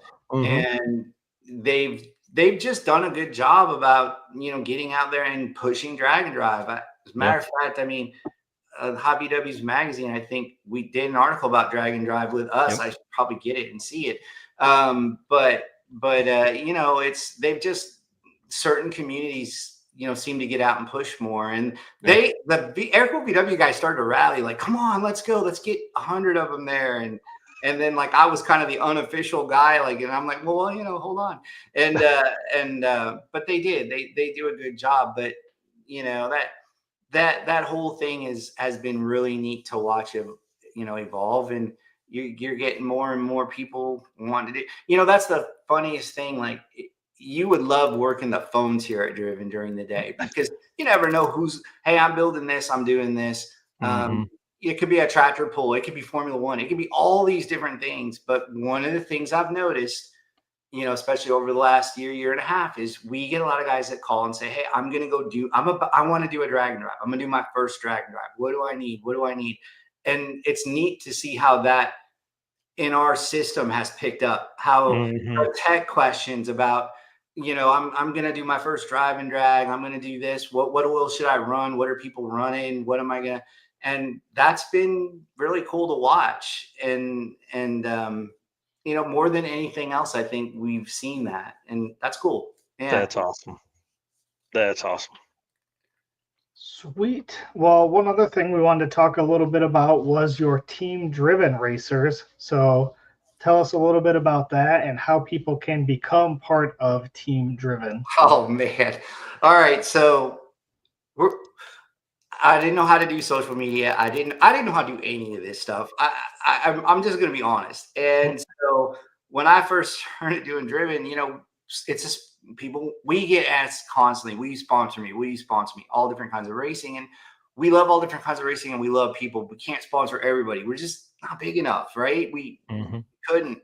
So one day I just said, well, I like this guy. He's cool. And so we'll put him on what we call Team Driven. We literally came up with it. We didn't even think about the name very well. And we'll call it Team Driven. You're on it. And then we would get, like, you know, Damon Elf. Hey, Damon's cool, dude. We like Damon. He came and helped us with, you know, beat Steve Morris at the sick thing, at the go-kart thing. So now you're on Team Driven. And they're like, what does that mean? Well, it doesn't really mean anything, but you're on, you know? And so people will ask, well, how do I get on Team Driven? And you kind of just have to go to an event, hang out with us, and we become friends. We don't really have a good way to, I don't have a better way to describe it than that. If I did, I'd be lying. Right. We've always thought, like, when I've gone back in the day, I always said, you know, like, we, like, a couple of them are just regular guys that nobody would ever really, you know, that they're proud of their car. They're out there, they're doing it. And, you know, they get to meet us, and I'll be like, man, that's a cool car. I like that. And it doesn't really matter about winning or anything else. It's just, he's a good guy. And then what we look for is, are you a good ambassador for Driven? most of the time, how it all started is a way for me to go out. We would, I would get on social media and this guy's like, Driven's the best. I've been using it. I don't know who he is. We've never talked to him. He was promoting us way before we promoted him. He did more for us than we ever did. So we would start to pick him that way too. Like, there's awesome. This guy that, some guys that will always post about us. And then we'd be like, hey, you're on Team Driven. What does that mean? Well, we'll send you some oil, and that's worked well for us. And we don't have a lot of big names on there, but they're really important people. They're really, they're the ones that drag and drive is expensive. And, no, we don't give away. You don't get like a big check, like, the big check and everything. Hey, you're Team Driven. We don't have a big check. We don't even have one for us, but we'll give you some oil and, we'll try to help you out when we can. And it's been evolving and growing. But how do you get on it? I honestly really like that idea, because then you don't have to sift through hundreds of, proposals and all this stuff. I actually think that's a really cool way to do it. You don't, we find you. That's kind of the answer. Yeah. The best way to get on Team Driven is, one, use our oil and believe in it. Don't just run it because you want free oil. Get on it. Know it's good. Work with us. We'll make sure and then really be a fan of it, right? Then after that, talk about it. And then that's kind of how it evolves, because we're constantly watching socials. We're constantly doing that. Every once in a while we'll get, I actually will. It's great. I pick up the phone here. The phone will ring and I could pick it up and it's a guy trying to sell me a photocopier or something. I'm like, I don't have, but every once in a while I'll pick it up and I'll say, oh, I'm just a regular guy. Whatever. I'm building, this Mustang. I had it in high school. Now I'm 50. My daughter just left for college. I'm working on this car. I'll send him a case of oil. Was that Jeff Kirchick? But you know what I mean? It's like, because it's genuine and then I'll say, send me pictures and we'll throw it on our social media. And, we'll do that sometimes just because, I have this really cool thing. Can I tell you something cool that I came up with that I'm going to do? We're going to do this thing. It's not really drag and drive, but we're going to do what I'm going to call a local car show takeover. We're going to go try to find a car show like in Cleveland or something, right? Which is at a church where there's 50 cars and they're trying to raise money for something. And we're going to load up the Driven van. We're going to go. We're going to bust it out on social media. We're just going to show up. We're going to highlight it. We're going to push it. And what I'm toying with is out of that, these local car shows, that's how we all got into this. This is, and what I would love to do is find, that car where the guy's had it forever and he finally restored it. And he went to this car show to show it off. And I want to put it in our booth at PRI. That would be awesome. This is just a guy that we found who, and maybe it's not the fastest thing. Maybe the bodywork's not perfect, maybe whatever, but he built it with, it's got a great story. Yeah, it's got a story. And that I'd much rather put that in my booth at PRI and people walk by and go, why is that in there? Well, because this is what matters to us. And so I'm so excited about doing it. And Michael's out, looking now for some local shows and stuff. And, I don't know, just because the Driven van shows up, it's not like, it's a big deal, but maybe to them it would be. And give them, give out T-shirts and give out merch and just say, hey, thanks. That's awesome. That's the one thing companies don't do enough is just thank people for using their stuff. And we're very thankful for everyone who uses our products. We need you. Right. Okay. Let's end this segment and then jump into the next one. Wow. So again, thanks to DeechWorks for their work with us here. We've already done the Driven segment tonight. So that's the events. I didn't want to do that with you on here. I wanted to keep the events because people are used to seeing that in the first part of the show. So thanks again to DeechWorks. We appreciate them and all the work they do with us. And again, code DDR10 works on DeechWorks site and Driven Racing Oil site. So you can do discounts on both of those there. Off your total order. So pretty exciting. And then Performer Built Transmissions. Y'all, this one is a good one because I'm excited about these guys. We're going to be up there here momentarily. So Mr. Eric, if you want to read that in there, we'll do it. Absolutely. Performabuilt is the official transmission builder of Drag Drive Repeat. At Performabuilt Transmissions, the goal is to engineer and build the toughest transmissions on the planet. Performabuilt doesn't just rebuild transmissions, they systematically re engineer each model to eliminate OEM flaws and to achieve the highest levels of performance. That is why they say their transmissions are not just built, they are Performabuilt. Yep. And we're working on a plan to hang out at Performabuilt Transmissions at the end of day one. Route snacks, drinks. We're doing a special decal for the routes up there for Hot Rod Drag Week because we're going to be so close to the Numidia Dragway is like 15, 20 minutes from Performabuilt. So we're going to be over there doing that. So for the folks that are jumping in, we got Bill Alexander from Driven Racing Oil on tonight. This dude he's awesome. He's been telling fun stories, but now we're going to kind of switch gears, man. I want to talk 100% about Drag and Drive. I know we've been talking a little bit about it, but I definitely want to dive into some of that. So if you guys, again, are new, Bill is the man over at Driven Racing Oil. He gave us some great stories in the last segment about air-cooled VWs, his first job, what he does there, what they do there, all that kind of cool stuff. But now it's time for some fun. So as we get into this last segment, dude, Nolan wanted me to ask about you almost getting in a fight with some famous metal artist back in the 80s. What is the story here? That's all hearsay. I can't say. Well, I grew up. I grew up in Northern California in the 80s. A lot of bands in the area. Metallica started there, Megadeth, Faith No More, all that, and I had the privilege of growing up in that. And they make fun of me because they think they don't like my music, you know. But it could be a band that starts with the letter M, a big one. Nice. Well, hey, you had to get in there, and I can only imagine that story. We'll tell that story when we're together next. I'll choke Nolan tomorrow. That's awesome. Well, dude, tell us. You kind of gave a little bit of that earlier about the why you like Drag and Drive, but man, let's dig down. What's your draw? Like, you don't have to go to these events. You don't have to put in 7 or 9 days worth of travel and doing all this stuff. But why do you yourself like to go to these events? They're fun. I mean, one, I aspire to do it. Okay, I've threatened to do it for years and years, but they're fun, and I have seen like okay, 666. I'll be fully honest tonight. 666 almost killed me. Oh man, it's far, it's long. I got sick off track food somewhere, but then I look back at the stuff I saw. Like Cadillac Ranch. All this stuff along the way. It's fun.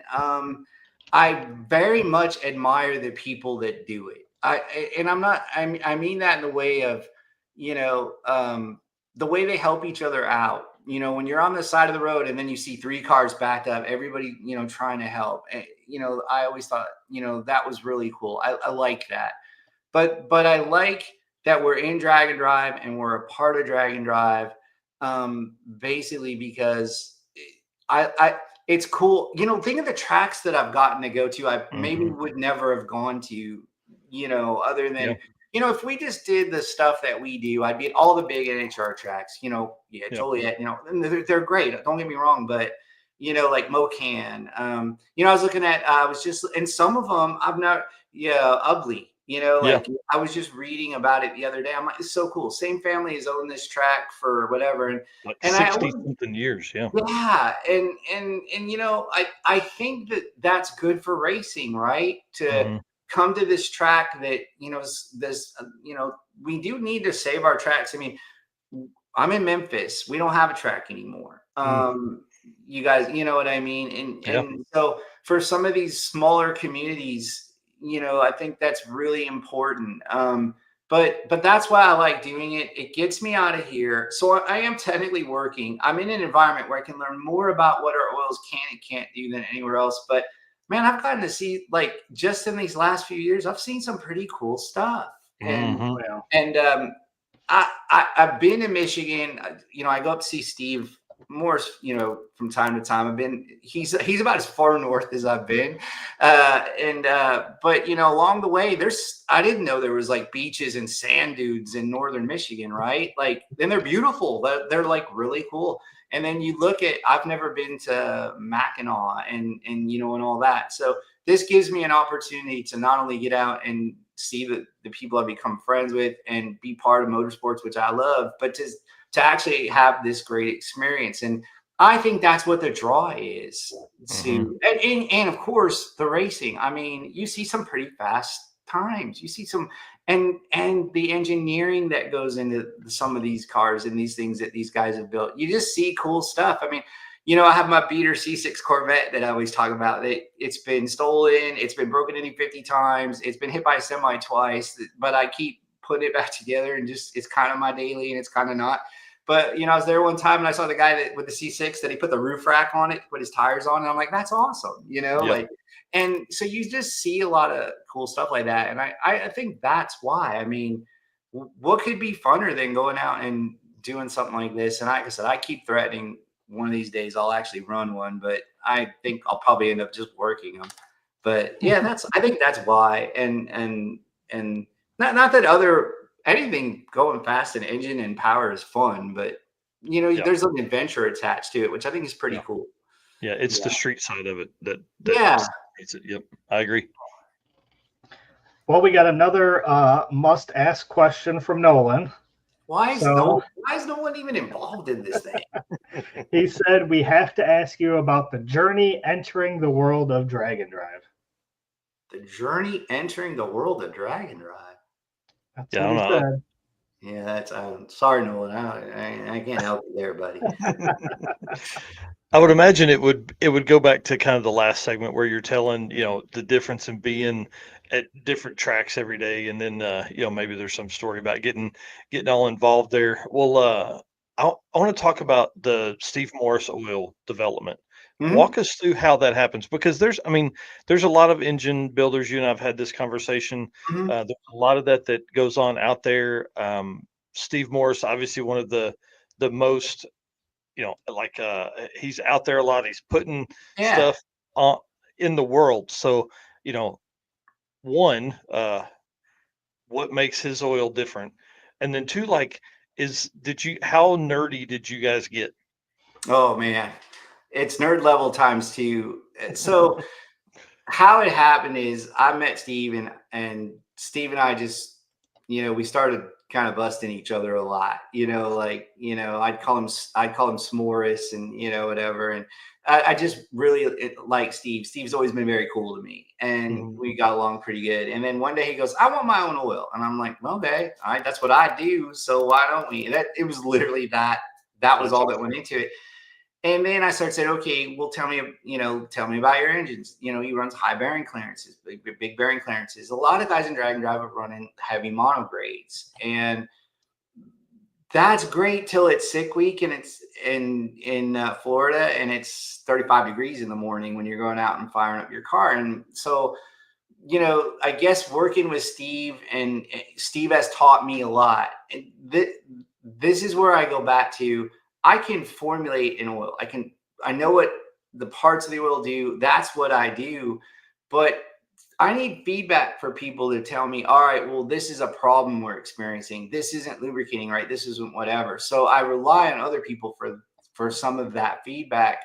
Steve's engines have a unique, they're his engines, right? He's machining the blocks. He's doing all that. So it was an opportunity to work on a project where I could say, in this application, what do we need and what we don't need? And through Steve and talking and looking at stuff, we've been able to prove. But it also what led to a heavy, not a 70 weight monograde, but a 25 W60 oil that can kind of handle the drive and the drag. And so I've nerded it up pretty good. And the nice thing too about Steve was, it was like I could do whatever I wanted. It's like I could work kind of on the oil that I would make, right? Mm-hmm. Which really all driven oils are, but this one was, honestly, at first I thought he'd be the only one that would ever use it. Like I didn't, I just thought, oh, here you go, Steve. I made this. But as we worked on it and developed it, it's like, wow, this is good. And people are now hearing about it in other kinds of motorsports. Like, I know we're supposed to stay on drag and drive, but there's these guys that race BMWs that have to run this 60 weight oil they can't find. Well, this one will work. So they're going to probably be running small oil, Steve Morris oil, and they're, whatever. And so that was kind of a really cool thing. But that's how it became. Is it literally, I don't remember what drag and drive it was. It could have been summer or 2 years ago, whatever. He just said, I want my own oil. And I said, well, let's work on one. And it was just cool the way, it all developed. And, and then of course, I got it and he's running it. And, Steve likes, okay, let's put it in, let's go. And I'm like, hold on. We got to test. We got to do this. We got to, I got to try to pull him back a little bit. But that's probably where we're a good fit, because I'm a lot more conservative maybe than he is on. He'll run it. He'll want to test it. And that's what I need. And so that's worked. And the development has been really fun. And then he decided he wanted, then he's like, we're almost ready to come. He's like, I want it to be blue. And I'm like, wait, blue? like blue. So I had to dye it blue and work on the dye for, to get it the right color. But yeah, it's been a really, really, really fun thing that we're doing. And it's pretty close to being ready.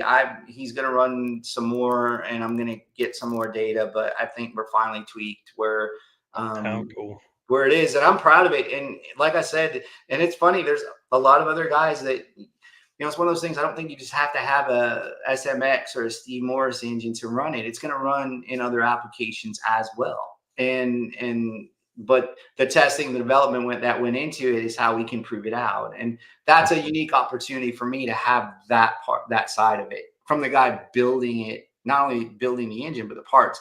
Engine builders, man, they are so important to us. And, we work with a lot of them, and we'll work with a lot more, always. But it was a development opportunity from scratch that kind of came from a friendship, which if I never went to drag and drive, I never probably would have met Steve. So. And I try and explain that to people everywhere. Like, drag and drive is so important because it's such a small community, but we're so tight.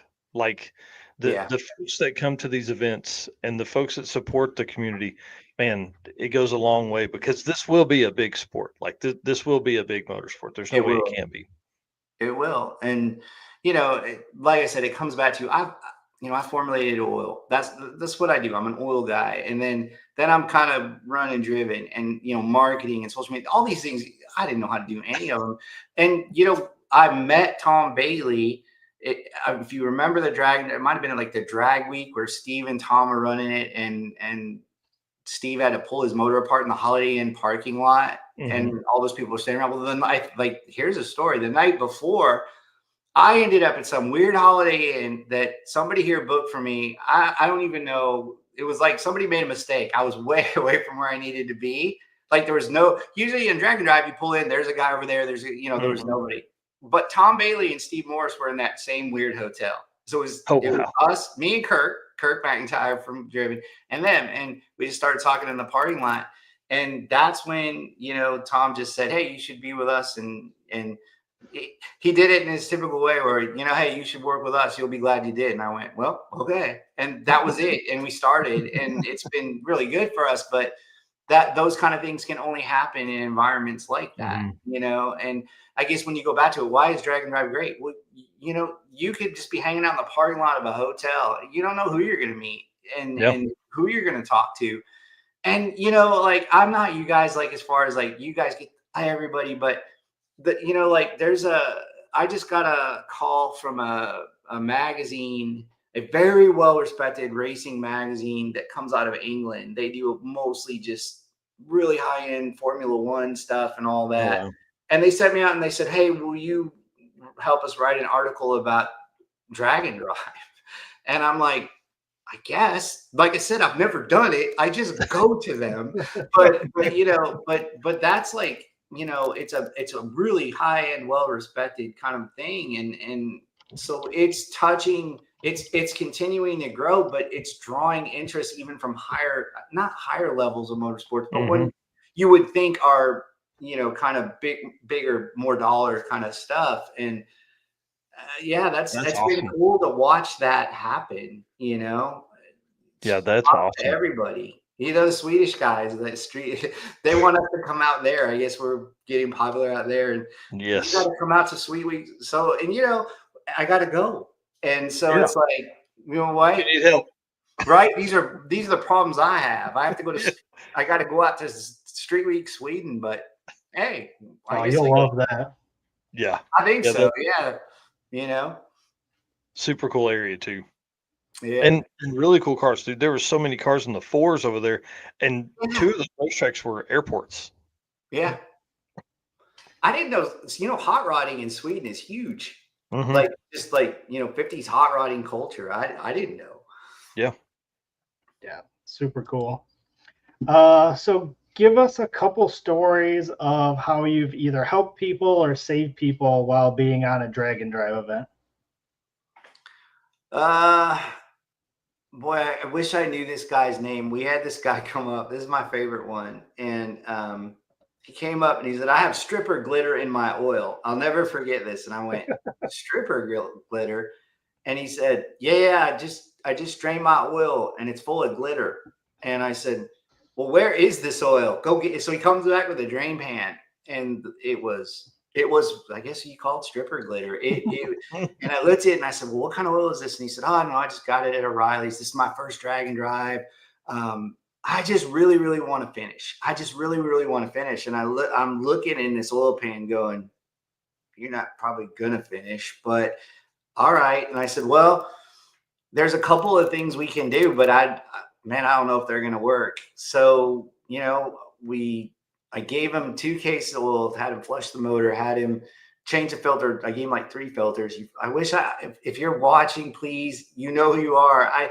I lost touch with him after the event, but, and then we ran GP1 and I did a pretty heavy vis in it. Cause I mean, when you're at that point, the motor's going to go, it's going to go. So you're just trying to get it through. And he actually did get through. And That's awesome. It was kind of maybe similar to that Cletus story, but it was a series of, and then the next day you got to flush it, you got to drain it. I kept giving him the oil because I was rooting for him. I wanted him to see him, and he backed out, and it ended up being a input shaft on his turbo. That's where it was all coming from. Oh, wow. But we got him through, and then we had another guy that was running.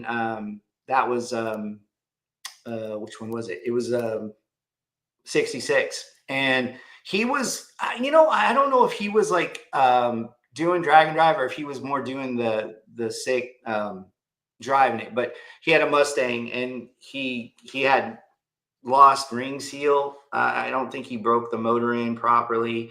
And he was kind of bummed. He was afraid he wasn't going to make it. And so I said, well, let's break the motor in again. We got nothing to lose. We had some break-in oil. So we ran it back through the break-in procedure, got him ring seal back, switched him over to GP1, and he made it. So, those are things that are cool for me to be a part of and try to help. More goes into it maybe than I just explained, but we're kind of always that way. The owners of Scooter and Ron own the company. Hopefully they're not watching, but generally if a guy comes up and he's a pinch and he needs a cord or something to get through, we'll throw it at him. Come on, just give it to him. And, and so we try to do that when, we can, that one quart that you gave probably has sold, 10x. Yeah, probably, Yeah. And it's not a big, it's not the end of the world to us, but like I said, sometimes, drag and drive is expensive, and when they're out there, that's their vacation. That's the other thing I've come to realize is we have to, as a vendor, anybody who comes up to our booth, we got to show them time, we got to show them respect, and we got to talk to them because they spent a lot of money to be doing this. Even if they just, one of the things I've noticed is the spectator counts grow. Like not just, the guys that are running, I say a drag and drive, but the people that come up to our tent or our booth or whatever that just took the day off work and came down here and they just want to check it out because they're thinking about doing it. And that's expensive, like, to do. And, all taking a family of 4 out to do, a race or a drag race is pretty expensive. And I've always stopped and said, man, we owe these people the respect of giving them the time. Coming and talking to a guy about oil, that may not, change your world or your life, but they paid to get in there. They paid to run this event. Let's make sure we're there and we're engaging with them and literally trying to help them out and make the right choice. And, and I think that's really important. So a quart of oil, now I said that, don't come to my booth trying to get all this free oil. I still have to, but I mean, it's so, it's weird. You can tell you can tell the guy that a quart of oil is going to make or break his day based on what he's been through, what he's going through. And if I see that guy, I'll help him out. That's awesome. And, while you're on the topic of spectators and people coming up to the booth, dude, let's talk about the events you got coming up this next week, like literally next week. So I want to know who's working Michigan Miles, man. Who's going to be there? I guess you are. I'm going to be Michigan Miles with Ashley. Kirk is with Ken up at Carlisle, PA, the Corvette deal. It's Carlisle, PA is big. Robin and Jeff are going to Havlicks. Awesome. Michael's got Nitro Chaos somewhere. He races in it too. That weekend. It's that same weekend, isn't it, Eric? Yeah, he got a pretty smoking deal. Iron or something like that. He got me on that. You know what I mean? He gets to go race and work, but so he's got that, and then we have Texas versus the World, which is the big Air Cool VW thing. We have the Ohana Reunion in Medford, Ohio. We have, honestly, there's so many of them that you get to a point here where, like, just tell me, where do I have to be? I just want to know where I have to be to plan my month, But, and then they keep going, because then we'll have 6 Smokies. We'll have, the granddaddy of them all, don't forget, guys, PRI. PRI is, yes, man, it's going to be here before you know it. 4 months. We're not ready. I'm not ready. Yeah, we're getting ready for PRI. We're 6 Smokies, Import Domestic World Finals. There's just so many, and it's weird. But in July you have like that lull, and I always say it's because it's so hot, nobody wants to do anything, and then so now we're just about to get spun up again. But I don't know. I'm pretty excited about it. There's a bunch of them coming. Just always follow our social media. Yep. We try to do the best job as we can of getting that stuff out. Sometimes it's like, hey, did somebody post we're here? No, do it now. Yeah, but right. We're not. We're oil and car guys. We're not. Well, and what's funny is how many photos and videos of cars are on your phone that have never been posted. That have never been posted? A ton. An absolute ton. And video. When you get to be, here's the thing. I'm over 50. At 50, you kind of just give up. You go, I don't know. You know what I mean? It's like, I took a video. Stopped at a certain level. Yeah. It's like, and my dad did it. My grandfather, this is what we do. And, but the other day, I did a really good interview with Brett LaSala that I never posted for like 2 years ago, that I found on my phone like a week ago. And I'm like, well, I can't post it now. Throwback Thursday. Of course you can. Yeah, Throwback Thursday. Hey, Nolan, I know Nolan's watching. We need to see that Brett LaSala video from 2 years ago. Oh, man. There's so many of, because I got in real big in trying to do videos. I'm going to interview you, right? And it's, I'm so bad. It's so dumb. I'm like, so why are you doing this? And I'm like, well, that was a dumb question. I'm not that guy. I'm just not. But I am. I do really want to do an interview. I've tried to do a good interview with Goldstone for like 2 years now. You know what I mean? And write it off, dude. No, I'm going to get it. I am going to get it. And so, maybe the guys can get it. I think he's going to be a Havlicks, I think. Yeah. So Goldstone is awesome. The key to him is like, he doesn't need to be serious. Like when that camera comes out, he's like, you know, he is giving an interview. You know what I mean? But like when that camera is down and away, he's hilarious. He's joking, He is. he's trash talking, all that kind of stuff the whole time. So Yeah, we're finally seeing some of that come out of him. yeah, no, you do. He's a good dude. I love Yeah. hanging out with him, and you know, like he was eating my yogurt, which was he kept coming in the booth and take. I like this expensive yogurt because it's a ton of protein, and he kept taking my yogurt, and it was kept in. But I was sitting there, and he's eating my yogurt in my chair, and James from Cletus's group was like doing this. Come here, I need to talk to you. And Ashley was over talking to somebody else, and I'm like, Goldstone, you're gonna eat my yogurt. You're gonna watch our booth while I'm gone. If somebody comes up here, you're gonna answer their questions. I gotta go because sometimes it happens. Yeah. And what am I gonna do? I said, just whatever. And I don't know if it's true, and I don't know if he's listening, but I guess some guy walked up and said, "Hey, is this pretty good?" And Goldstone just looked at him and said, "Well, I run it. Look at me." That sounds about right too. And I didn't know if that was true. One of the other guys standing there told me that, but no, That's awesome. I love Goldstone. When I first had to go introduce myself to him, I was like, he's kind of, I don't know if he's intimidating, but whatever. But then you get to know him, man. Yeah. He's just such a good dude, and I like him a lot, and he's good at it, man. He's good at what he does. Yeah. And you gotta respect him. But one of my favorite people, absolutely. 100%. Yeah, he is awesome. Mm-hmm. Eric, what else do we need to know from Bill? I don't know. I think we covered most of it. Man, what have we forgotten to ask you, Bill? There's some. We're gonna end this, and we're gonna be like, oh man. Guys, it's just us. Let's not. No, I'll end it this way. I'll say thanks to everybody who supported us out there. Like I said, we really truly appreciate it.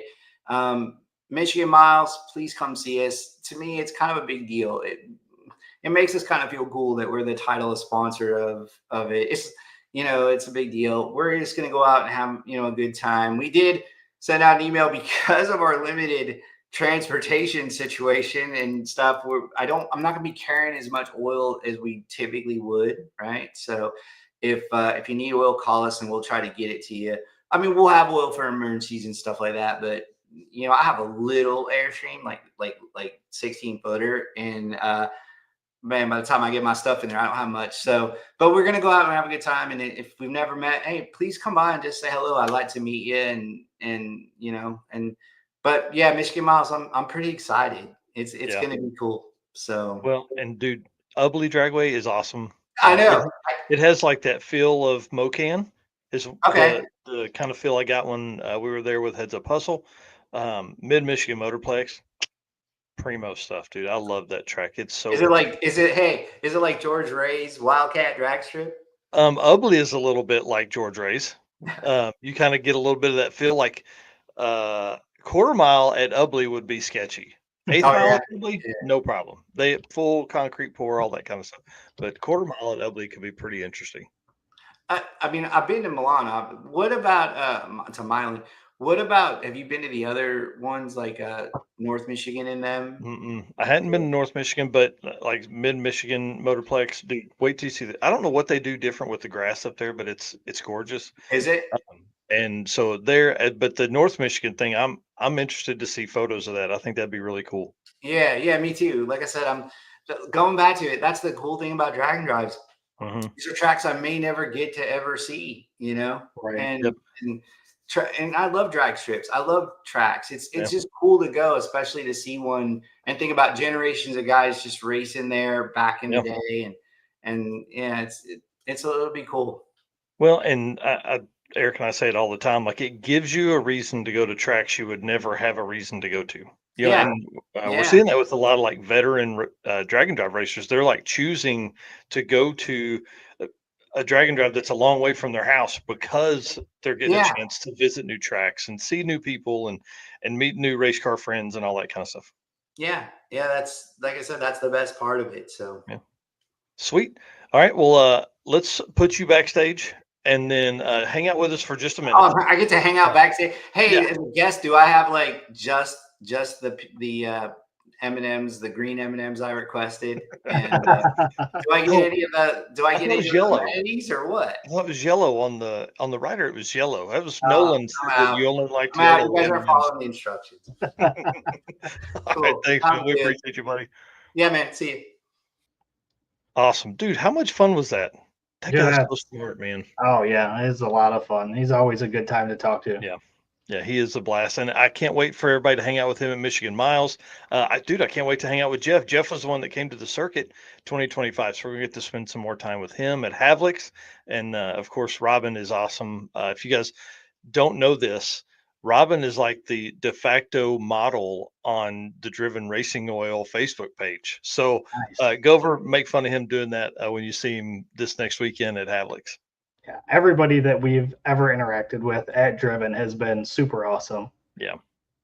Yeah, that is for sure. All right. Well, guys, thank you so much for being a race car friends. Thank you for hanging out tonight. Thank you for the comments, man. It was pretty cool. Everybody in here asking questions, making comments, stuff like that. Appreciate that for them.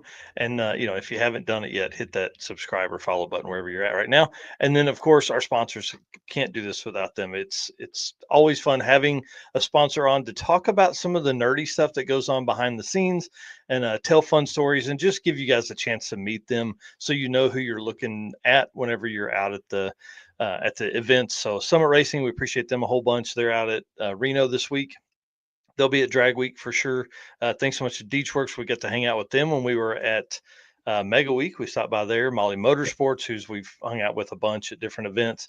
Driven Racing Oil, Bill was on tonight, and then we're getting to see them at Hot Rods by Havlik, Fastest Streetcar Shootout next weekend, Howard's Cams, J-Wire Solutions, Performer Built Transmissions, Car Chains 3D, WAF Racing, Power Tube TV, Sweet Patina, and Racing Junk Classifieds. Y'all, if you're shopping, hit these folks up, see if there's something they got for you. We would appreciate it a whole lot, and we'll see you guys Saturday morning when we have Jacob on from the I-57 Dragon Drive. And man, we're going to be Saturday morning. It's going to be crazy. It truly is going to be a very fast paced show. I'm already making notes for it and all the stuff that's coming up for Dragon Drive. So see you guys. All right. Thank you. See you Saturday. Yeah.